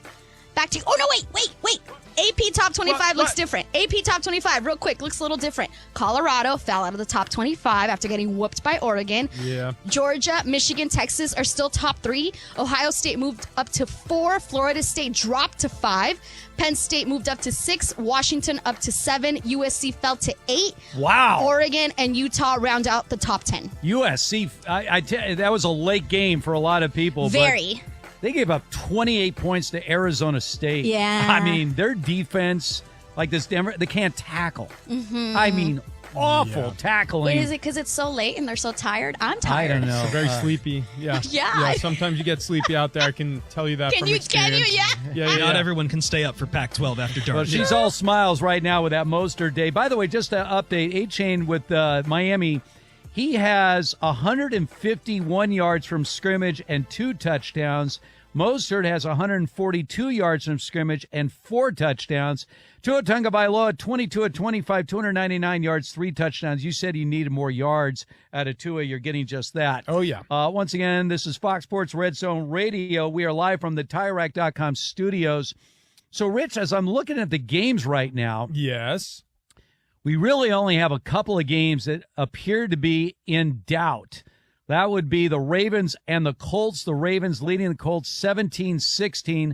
3 minutes, 20 seconds to go in the fourth quarter. The Ravens have the ball near Wilson midfield. just threw an interception. It's Miami ball on the first play from scrimmage following the Mostert reception for touchdown. Miami leading 49-13. How's this press conference going to go with Sean Payton? Picked off by one of the defensive linemen who jumped up and knocked the ball into his own hands. Russell Wilson and the Denver Broncos are having one of the worst football games we've seen in recent memory. All right, so the ball was thrown right into the middle of the pile. This is one problem when you have a shorter quarterback that's throwing over guys, and the ball bounces into the Dolphins' hands. 49-13, Dolphins now have a 1st and goal at the Denver 8-yard line to add to their dominant lead. So the other game that is still in doubt is this Chargers-Vikings game. The Vikings trail the Chargers 21-17. We figured this would be a shootout game. 2 0-2 teams desperate to avoid that dreaded 0-3 start. Vikings have the ball right now at their own 37-yard line, facing a 3rd and 4. So we thought this might be the shootout game of the day. I'm hoping. Still a lot of time left. We've got 14 minutes to go. Actually, under 14 minutes now in the fourth quarter. Big 3rd and 4 for the Vikings, and they get the first down there, so they'll move the ball. Meanwhile, the Dolphins, I don't know. How do you feel in an NFL game about pouring it on? Well, it's professional college football. does it all the time. So. There is a such thing as sportsmanship. It's not all is lost in terms of sportsmanship in at the college level or the professional level. But for these teams in college football, what you got to worry about is, especially in conference, being embarrassed yourself if you end up having a year where you're behind the 8 ball. But you also got to remember that the more points you score, the better your offense looks, especially, and how important that is to TV ratings. You want to win over that boardroom at the end of the season and get your way into a 4-team playoff. It's going to be expanded, obviously, next season, but that's what it's at currently. In the NFL, these are all professionals. You know what I mean? Like, you might be hurting feelings and you might have personal relationships with some of these other coaches, but if you can score, then score. Because, I mean, whose feelings are you protecting? Everybody is at the highest level. Everybody is getting paid a lot of money. It's a bunch of grown men out there paying mortgages, providing for their families. If you can score, then score. So the Miami Dolphins, they will show no quarter here. If they can put another score on the board against the Denver Broncos, then why not? All right, so the end of the third quarter in that game, Dolphins have a 2nd and goal at the Denver 10-yard line. Meanwhile, the Vikings running game is working today against this Chargers defense. Chargers came in with the 31st ranked defense in the league. And the Vikings now, Alexander Madison has had quietly a very, very good day. 15 carries, 90 yards on the ground. Meanwhile, we got a sack right there on Kirk Cousins. Held the ball a little bit too long. So second down coming up here for the Vikings. Just to run down some of the other games going on right now. Again, the Browns have demolished the Titans 27-3. Derrick Henry in this game, 11 carries, 20 yards. Let me repeat. Derrick Henry, 11 carries, 20 yards. Falcons now have the ball first and goal at the Lions' 7-yard line. I can see a little shaking going on with Chris, our resident Lions Well, fans. what happened was on 1st and 10, Aiden Hutchinson, I was just talking about him, got a sack, knocked them back to a 2nd and 17, and Ritter was able to throw short up the middle. Another one for about 15 yards gets them down to the Detroit 7. Hold on a second, folks. The New York Jets. Wait a second. Do we have a touchdown for the Vikings? Jefferson gets in the end zone against this Chargers defense. 23-21 ball game. Vikings reclaim the lead. Fourth quarter, 11:20 left in this affair. Yeah, remember this is going to turn into that shootout. It's going to turn into that shootout, buddy. Let me tell you the game that might actually turn, and that's the Jets and the Patriots. Oh, I thought you were going to say Denver, Miami. So the Patriots have just been sitting on this 13-3 lead, and the Jets now have a 2nd and goal at the 9-yard line. Devon A-Chain, by the way, while we were speaking, scored another touchdown for the Miami Dolphins. Another one. So a quick shovel pass. The same way they set up the last one, it turns out to look like a middle screen. How many walk-in touchdowns have the Dolphins had today? That's 3 or 4. That's 3 or 4 on the day. And their running backs cumulatively have scored 5 touchdowns. The running backs for the Miami Dolphins, is that accurate? No, 7. 6? No, 7 touchdowns. You have Mostert with 4. A-Chain has 3. He's got 3? 3. Good Lord. 7 touchdowns. 7. 56 points today Yeah, for the only Miami touchdown Dolphins. that they didn't score was the bomb to Tyreek Hill. 56 points is a franchise record for the Miami Dolphins. Previously, they had 55 points in a November game back in 1977. Mm-hmm. Denver is being completely embarrassed. Okay, now the Jets. I'm trying to get another game into the conversation. It could be the Jets and the Patriots, and the Jets have a 1st and goal at the New England 1-yard line. So the Jets, if they get in the end zone, extra point would make it a 3-point game. The Patriots haven't lit it up offensively, obviously against that outstanding Jets defense, but somehow, some way, Zach Wilson has engineered a drive, and it's a touchdown. Button up the middle. There it is. 1-yard touchdown for the Jets. So they're an extra point away from making it a field goal game. Yep. It's not often you see a fullback score a touchdown, but that's exactly what happened. Nick Bowden, who is a former San Diego State Aztec. Wow. He bangs his head off a couple of New England Patriot defenders and gets in for the score. All right, we're going to continue on these big finishes. Vikings, Chargers. Dare I say Jets and Patriots. For all the latest, keep it here. This is Fox Sports Red Zone Radio. We don't just talk about the NFL. We know our NFL. You can sit there and say you're playing lesser opponents. That's how you get beat. Listen, the NFL is always going to be shield-driven. This is your home for the NFL. Because on Fox Sports Radio, NFL game days are different. Get in zone, AutoZone. Welcome to AutoZone. What are you working on today? I think my battery's dead. With free battery testing and charging, we can help you get back on the road. Get in zone. So what if I need a new one? No problem. We have the right battery for your car, starting at only $89.99. Get in zone. And what about my old battery? We can recycle it right here at America's #1 battery destination. Get in zone, AutoZone. Restrictions apply. Hey, are you a whiskey lover? If so, you have to try the new Keeper's Heart whiskey. Keeper's Heart is one of the first to blend Irish and American whiskey. And it's really good. So good, in fact, Keeper's Heart has been recognized as one of the world's best whiskeys for the way it brings together the boldness of American whiskey with the smoothness of Irish whiskey. It's the perfect matchup. Keeper's Heart is a legend in the making. Trust us, you gotta try it. Drink responsibly. Hey guys, ready? Jason Smith and Mike Harmon are dropping knowledge like this. We get a press conference from Ryan Poles, Bears GM, who decided, okay, there's too much stuff going on. I need to say some things here. So he said, we're still waiting for information on the Alan Williams part of it. Okay, that's fine. We understand that. I don't want to say anything until we get it, because who knows? When the FBI raids somebody's house, man, that's okay. In the end, you don't want to be on the hook for legal reasons, right? As a reporter, as a talk show, whatever else.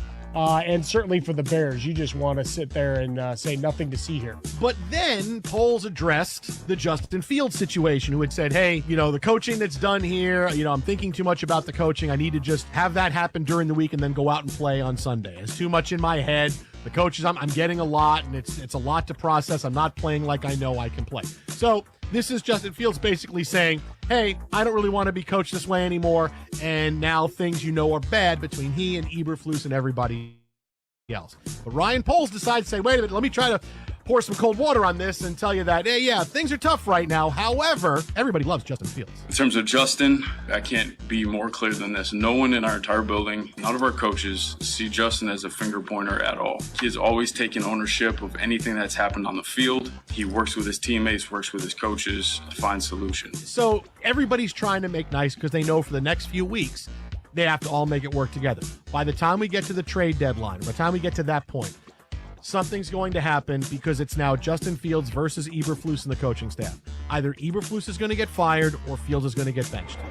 To get the rest of what Jason Smith and Mike Harmon said, podcast it by searching The Jason Smith Show with Mike Harmon. And as always, you can hear The Jason Smith Show with Mike Harmon weeknights at 10 p.m. Eastern, 7 p.m. Pacific, right here on Fox Sports Radio. Here we go. The Ben Maller Show. Are you in? From the New York state of mind, the New York perspective, is this performance an indictment of Daniel Jones? I said it was obvious. This was a golden opportunity for the much maligned Daniel Jones to refute gas bags and blowhards like me. Right? Go out there, the stage to yourself. It's an island game. Live the island life. Without Saquon Barkley, it's a springboard up, leapfrog, whatever you want to say. Danny Dimes had an opportunity to prove that he is the man of the house, that he don't need Barkley. He can do it on his own. And how did he do? Don't ask. He went to Duke, which is appropriate that he went to Duke, because Danny Dimes is the Duke of Puke. Ben Maller, weeknights, 2 a.m. Eastern, 11 p.m. Pacific, on Fox Sports Radio. It's a bird. It's a plane. The Dan Patrick Show. Dan Patrick. Yeah. Brock Purdy, let's see what he does. Must win situation. You get into a shootout, and you have to have him. He has to lead you down to, fourth quarter. Like, that's what I want to see. I don't think that's crazy to ask to see that. And he's coming off a very serious injury. So what if the Niners win the Super Bowl and this Niners defense looks like the 2000 Ravens defense? Do you do what the Ravens did? Like, you know what? Thanks for the Super Bowl, but we're not giving you any extension or a contract at all. I just want to see what his numbers are. If you said to Arizona, hey, on second thought, do you want to give Kyler Murray that contract? And the Giants are going to be saying the same thing about Danny Dimes. At the end of this season, are you going to look back and go, man, we probably should have franchised him, which is what I said. The Dan Patrick Show. Dan and the Danettes and you. Weekdays, 9 a.m. Eastern, 6 Pacific, on Fox Sports Radio. Fox Sports Radio. Here we go. So how do you like it? The question is this. You like it like this? I'm strictly talking basketball. Or like this? Baseball tends to be, of all our sports, very much steeped in tradition. And what about this? Basically, the NFL has found ways to make money off of everything. Like it a lot. Whatever it is that you like, we've got it covered. It's sports the way you like it on Fox Sports Radio. FS1. FS1. To find FS1 on your television, go to foxsports.com for details. FS1.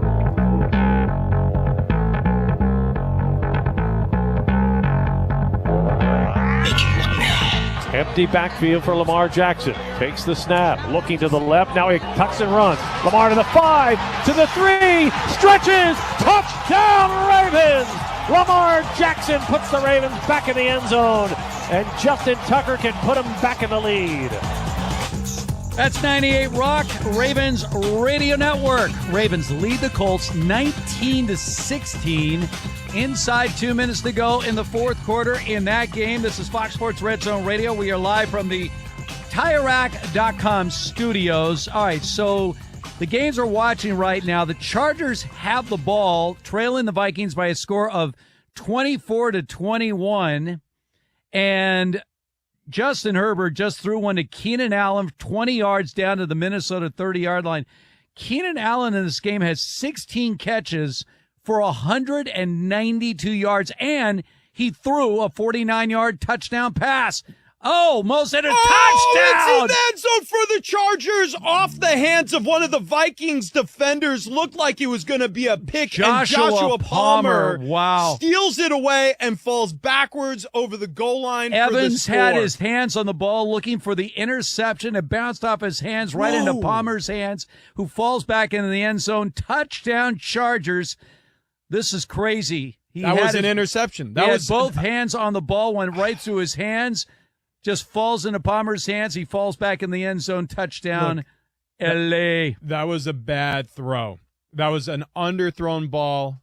Justin Herbert, I mean, look, Pro Football Focus, they say, whatever, turnover-worthy throws. Like, it's not just about interceptions. It's like, hey, also, did you get away with one where the defender got hit in the chest with it and it fell to the ground? It counts as an incompletion, but we all saw it, right? It was a bad pass. That was a bad pass, but somehow Evans wasn't able to reel it in as he was falling down backwards, and Joshua Palmer reels it in for a score, 28-24 lead in Minnesota for the Chargers in the fourth. All right, if you bet the over, we're at 52 now in this game, so we're a score away from going over. And the Vikings will get the ball, still a lot of time, over 8 minutes to go in this game. Meanwhile, Patriots-Jets. The Jets now have the ball back, trailing the Patriots 13-10, 2:44 to go in the fourth quarter. So this is one game we completely written off, ignored. Happens every week. We have a game like this.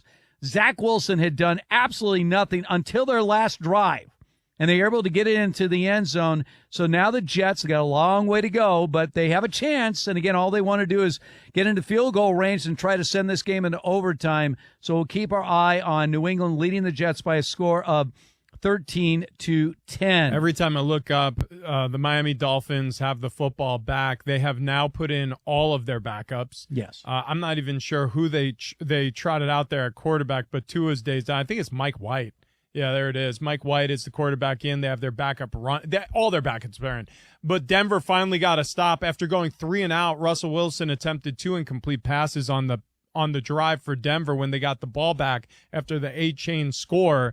And they'll get another opportunity here, but this is one of the biggest beatings anybody's taken in a long time in the NFL. As much as I like this beating, I like seeing it. Can we switch that game to the Colts-Ravens game? Colts have the ball right now, trailing the Ravens by a score of 19-16. They have a 3rd and 1 at the Ravens' 29-yard line. Gardner Minshew is in at quarterback today for the Anthony Richardson. So let's watch this right now. It's 3rd and 1. They're at the 29-yard line of the Ravens with a little over a minute to go in the fourth quarter. And wow, illegal procedure. No, it's going to be a delay of game. I think they allowed the play clock. No, false start. That on a 3rd and 1. Are you kidding me? So the clock, by the way, it was down. I don't blame the tackle because the clock was down to 1. They were going to get a penalty either way. The ball wasn't being snapped for whatever reason. I don't know. Colts disorganized. It's now a 3rd and 6. And like you said, Indy trailing by 3 here with 1:07 left in the game. They're in field goal range, but losing 5 yards doesn't help it. Now, all of a sudden, instead of a 46-yard field goal, you're looking at a 51-yard field goal to try to tie this up. So 3rd and 6 right now. Gardner Minshew, 1:07 to go, trailing the Ravens by a score of 19-16, throws it to the end zone, and that ball is caught. Dropped. Oh, my goodness. It's a good throw. Good throw. Can't hang on. Got to catch those. Well, it would have been down to the 2-yard line, and yeah, that was in and out of the receiver's hands. Great defense, though. Oh, my gosh. As they were going to the ground, the Ravens defender able to swat it away. All right, so Matt Gay comes onto the field, who's 3 for 3 on the day. All right, so Matt Gay will try to tie this game up. 1:02 to go. Ravens are leading the Indianapolis Colts. Let's keep our eye on this field goal attempt for Matt Gay, who, as you mentioned, perfect on the day. The kick is up, and the kick is good. Wow, that's a 53-yarder. Right down the middle. All right, so 19 all, 57 seconds to go, and we expect the Ravens to get the ball back after the kickoff. All right, the Vikings have the ball back, now trailing the Chargers, 28-24, 8 minutes to go in the fourth quarter in this one.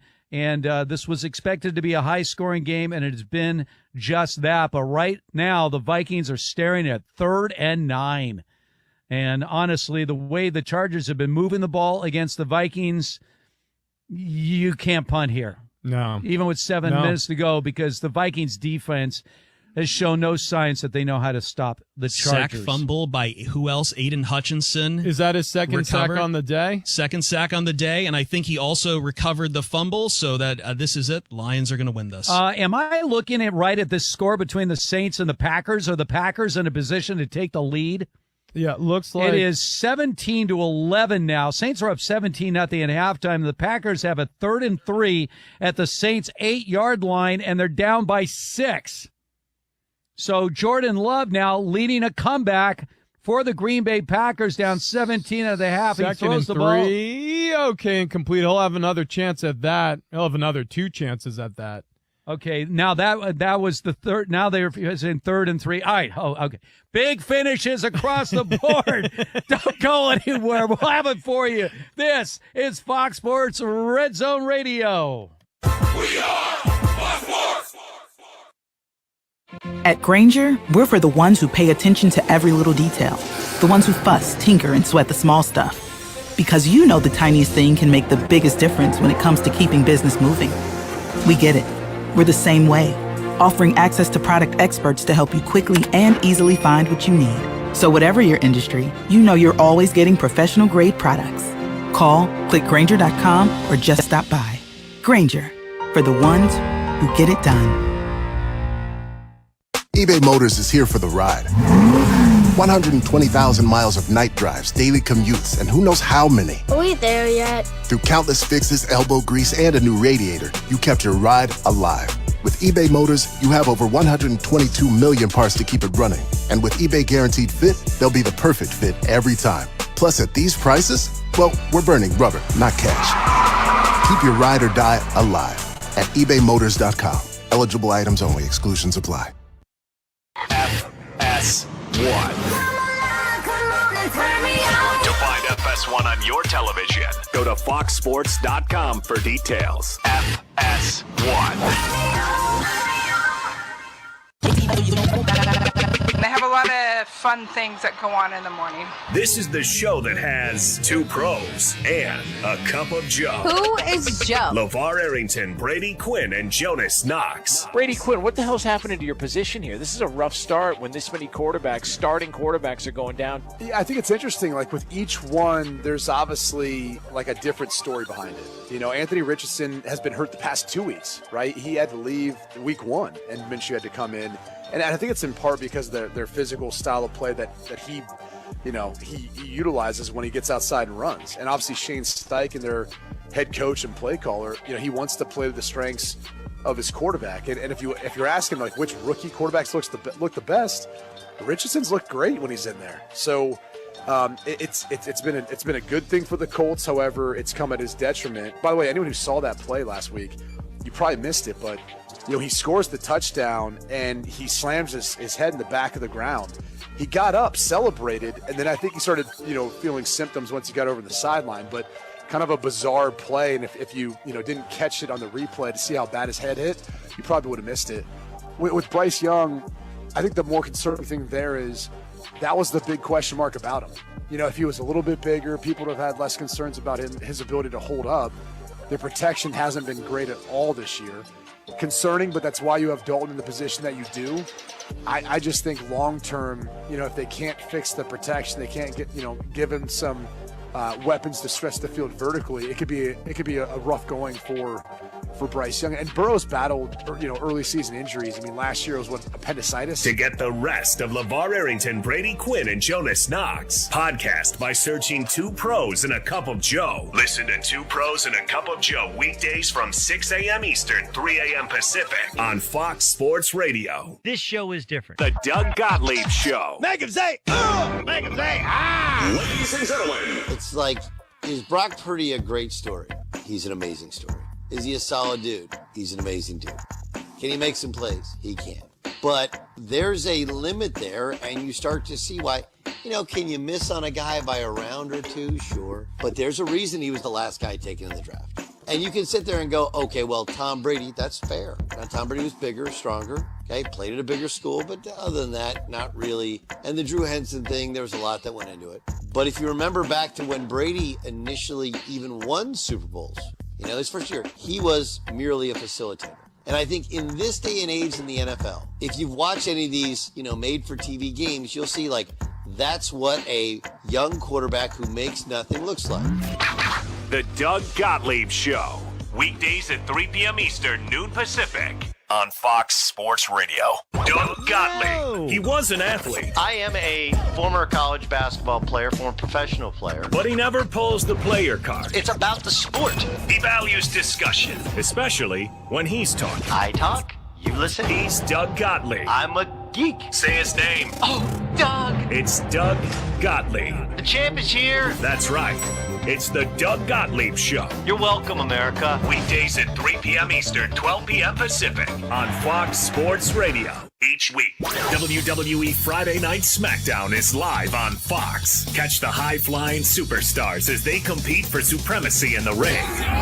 It's Friday Night SmackDown at 8 Eastern on Fox and the Fox Sports app.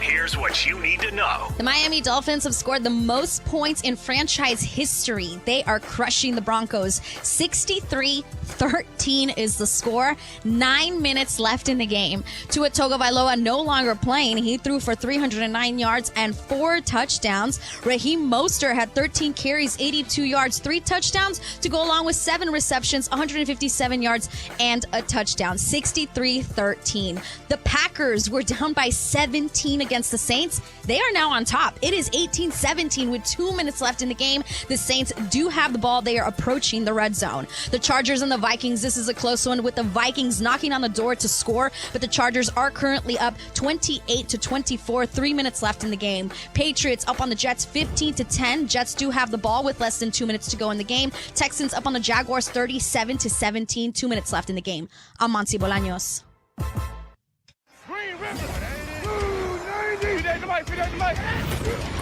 This is Fox Sports Red Zone Radio.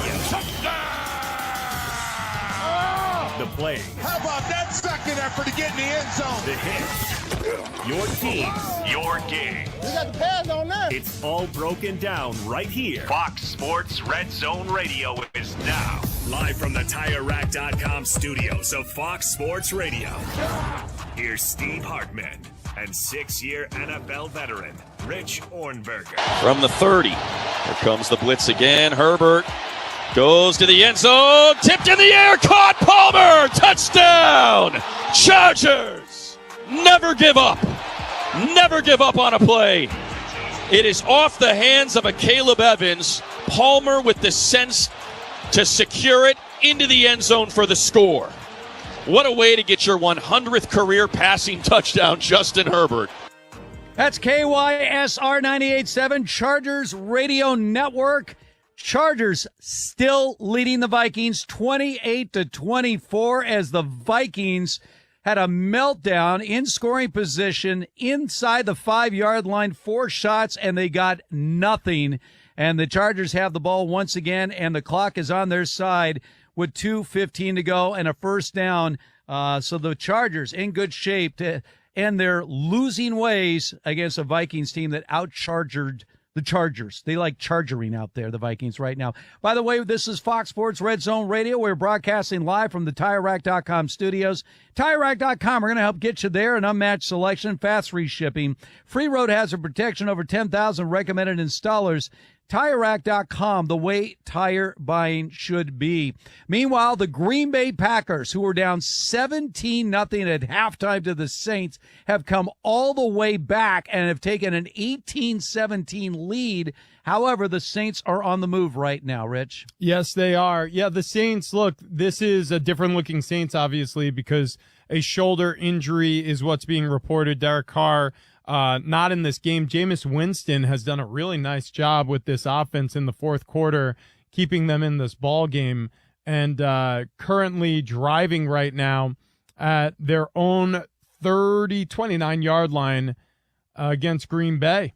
All right, the Ravens are attempting a 61-yard field goal to win the game, and it's good. No, he missed it. Just short. Oh, all right. wow. Just short. It's so straight. Tucker, he's unbelievable. Okay, so keeping our eye on, I thought we had a game here, but we don't.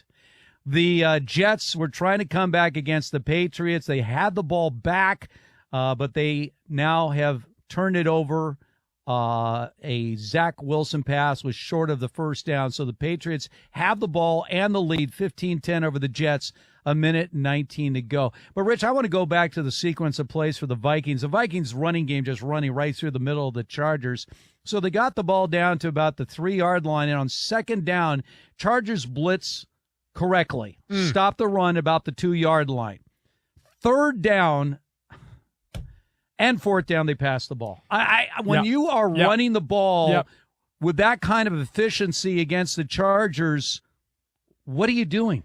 Yeah, and I mean, and that really, that's coaching, that's situational coaching, and you're talking about a battle between two very young coaches. Kevin O'Connell won a lot of close games last year with the Minnesota Vikings.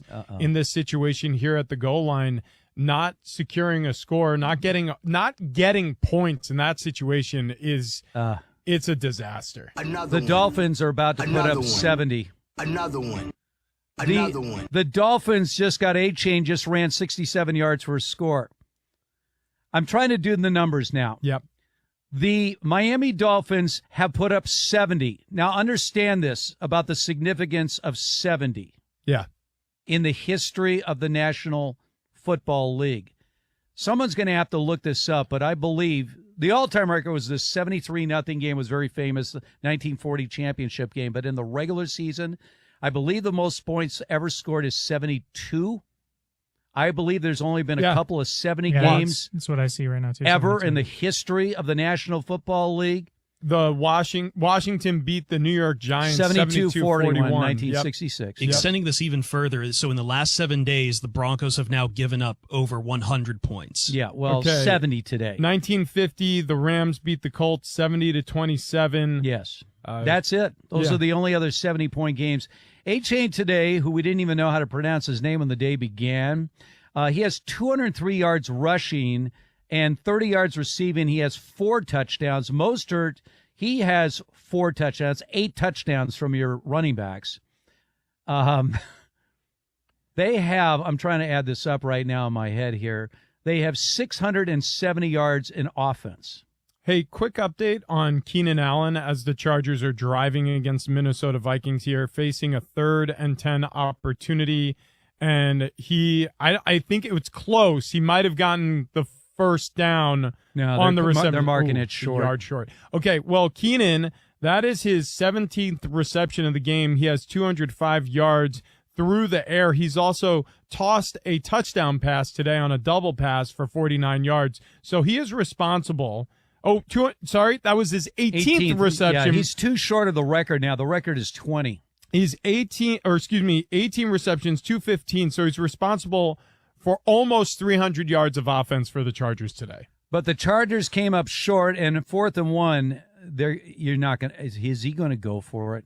Are you like insane? Herbert's going on to the field. Yep. The Saints. So they are at their own. Where are they right now? They're on their own. Basically, you would be handing the ball off. This is a Brandon Staley special right now.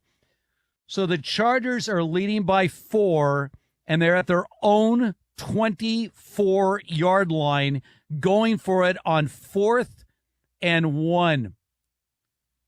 Wow. And they're going to hand the ball off, and that's going nowhere. It stopped. They did not get to the first line. Them. They did the not Vikings get them. the first down. Vikings football trailing by 4, 1:47 left on the clock. What are you doing? And after a disaster for the Vikings at the goal line, 4 consecutive plays stopped within the 3-yard line by the Chargers defense. The Chargers return the favor. They fall short of a 4th down conversion at their own 24-yard line. Vikings football. Okay, again. What is happening in this game? It's Brandon Staley. Wow. Brandon Staley and his analytics saying, you know what? 4th and 1 from our own 24-yard line. We're going to go for it. God. They have now handed the ball to the Vikings. 1st and 10 at the 24-yard line with 1:50 to go in the game. By the way, they're still letting Russ cook in the Denver game. It's not going well. Just a quick update there. It is a 3rd and 12. Do the Saints still have the football in this game? They just missed a game-winning field goal, so the Packers are going to win that Packers, they're going to take a knee here. So the Saints up 17-0 at the half, and the Packers come all the way back to win it. All right, so let's get back to this Chargers-Vikings game. I'm not shocked because we've seen it before from Brandon Staley, but he did it again. Going for it 4th and 1 from his own 24-yard line, leading 28-24. A straight handoff up the middle, gets absolutely stoned, goes nowhere, and the Vikings now have the ball. Developing situation in New York. The Jets trail by 5, 1 second left on the clock. They just spike the football. They face a 2nd and 10. That doesn't matter. Or they have one play left down Wilson 5. is going to have an opportunity, and if he has nothing else going for him, Zach Wilson has a huge arm. And he can throw to the end zone from where they're at. We'll see what they do here. It's going to be a Hail Mary attempt. Meanwhile, the Colts and Ravens are in overtime, tied at 19, so we'll update you there. So we'll get the Hail Mary coming up from Zach Wilson. And there we go. I mean, who knows? Who knows?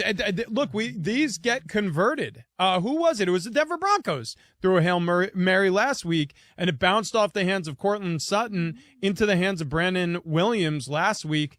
And that's a long throw, though. Here goes. Right. There's Zach Wilson. He launches it downfield. And throws it out of bounds. No, you're watching the different games. I'm all over the place. I'm so excited. I know you are, but we have to watch that game. That's the other game. All right, so we got now we got the Vikings with the ball. 1st down at the Chargers' 24-yard line after that gift. Kirk Cousins is looking, and he's got an open receiver, and it's dropped. Oh, my gosh. In and out of the hands of KJ Osborne. Otherwise, that would have been 6 points Here we in the go. game right there. That's a big throw. Big throw. To the end zone. Oh! That was so close. Whoa. That was so close. Okay, the New England Patriots win 15-10, but Zach Wilson heaves unbelievable throw. A 65-yard pass. The Patriots guy knocks it down almost directly into the Jets receiver's hands. That tip drill is a real thing on these Hail Marys. Wow. Randall Cobb almost scoops it off of the turf for the score. Instead, he knocked the ball in, and Cobb had a shot. Jets fall to 1-2 on the season. By the way, Patriots improved to 1-2. The Vikings aren't doing anything right now. It's 3rd and 11 all of a sudden at the 25-yard line, so the Vikings get a gift, and they may hand it back. Kirk Cousins can't suddenly get anything going. 3rd and 11 right now. Obviously, this is 4-down territory for the Vikings, trailing the Chargers by a score of 28-24. Kirk Cousins trying to avoid a sack, throws the ball toward the end zone, and it is dropped again. Flag on the play. Flag on the play. Where did that come from? I don't know, but Addison dropped the ball. I mean, what's going on here? It looks like it might be near the line of scrimmage. Maybe Kirk Cousins got popped after the play. We got Justin Jefferson's on the ground. He's being looked at for an apparent lower body injury. All right, let's see what's happening right here. We got illegal use of the hands against the Chargers. That's going to be a first down for the Vikings. But we don't know the situation with Jefferson right now. He's seated, but he's on the ground. But a huge penalty against the Chargers on 3rd and 11. Really quick, we got to look shot at this to the face Baltimore on Jefferson. game. There's overtime period going on, 19 all. Baltimore ball, 3rd and 6. Lamar Jackson, incomplete pass. Yeah. So it looks like, do they trot Justin? No. I mean, they're right outside of his range. Do they give it a shot? It's raining in Baltimore right now. He's warming up on the sideline. What are they going to do? Tucker is a future Hall of Famer, so, I mean, he's done it before as the longest field goal in the history of the National Football League. They're going to Jefferson looks hurt here. All right, so Jefferson took a couple of shots to the face. I didn't see where the injury happened. Let's take a look here. We're taking a look. So the Vikings are going to have a first down at the Chargers' 20-yard line. There was illegal hands to the face against the Chargers, and that looked like a knee-to-knee situation. Happened there. Yeah, it's tough to tell. It looks like Jefferson's still on the ground. It looks like a cramp, to be honest with you, because you have one trainer tilting back his left foot. And it looks like he might be dealing with a calf cramp right now, because that's usually what they do, or some sort of hamstring thing. But definitely lower body, looks to be on the left side. We'll keep our eyes on that. And they're showing replays in this Colts game. The Baltimore Ravens just had to punt it back to the Colts. They're tied at 19 in overtime. Right. So the Colts take over offensively. Gardner Minshew and company on offense, since Anthony Richardson couldn't start due to injury, from their own 11-yard line, and they get stuffed. 7 minutes to go. Plenty of time in this overtime, but both teams have struggled offensively today. All right, so Jefferson is off the field right now. 1st and 10 for the Vikings at the Chargers' 20-yard line. We have 55 seconds left in the fourth quarter. And Cousins throws over the middle, and it's almost intercepted. And there's a big hit right there. Hawkinson goes down. He got hit.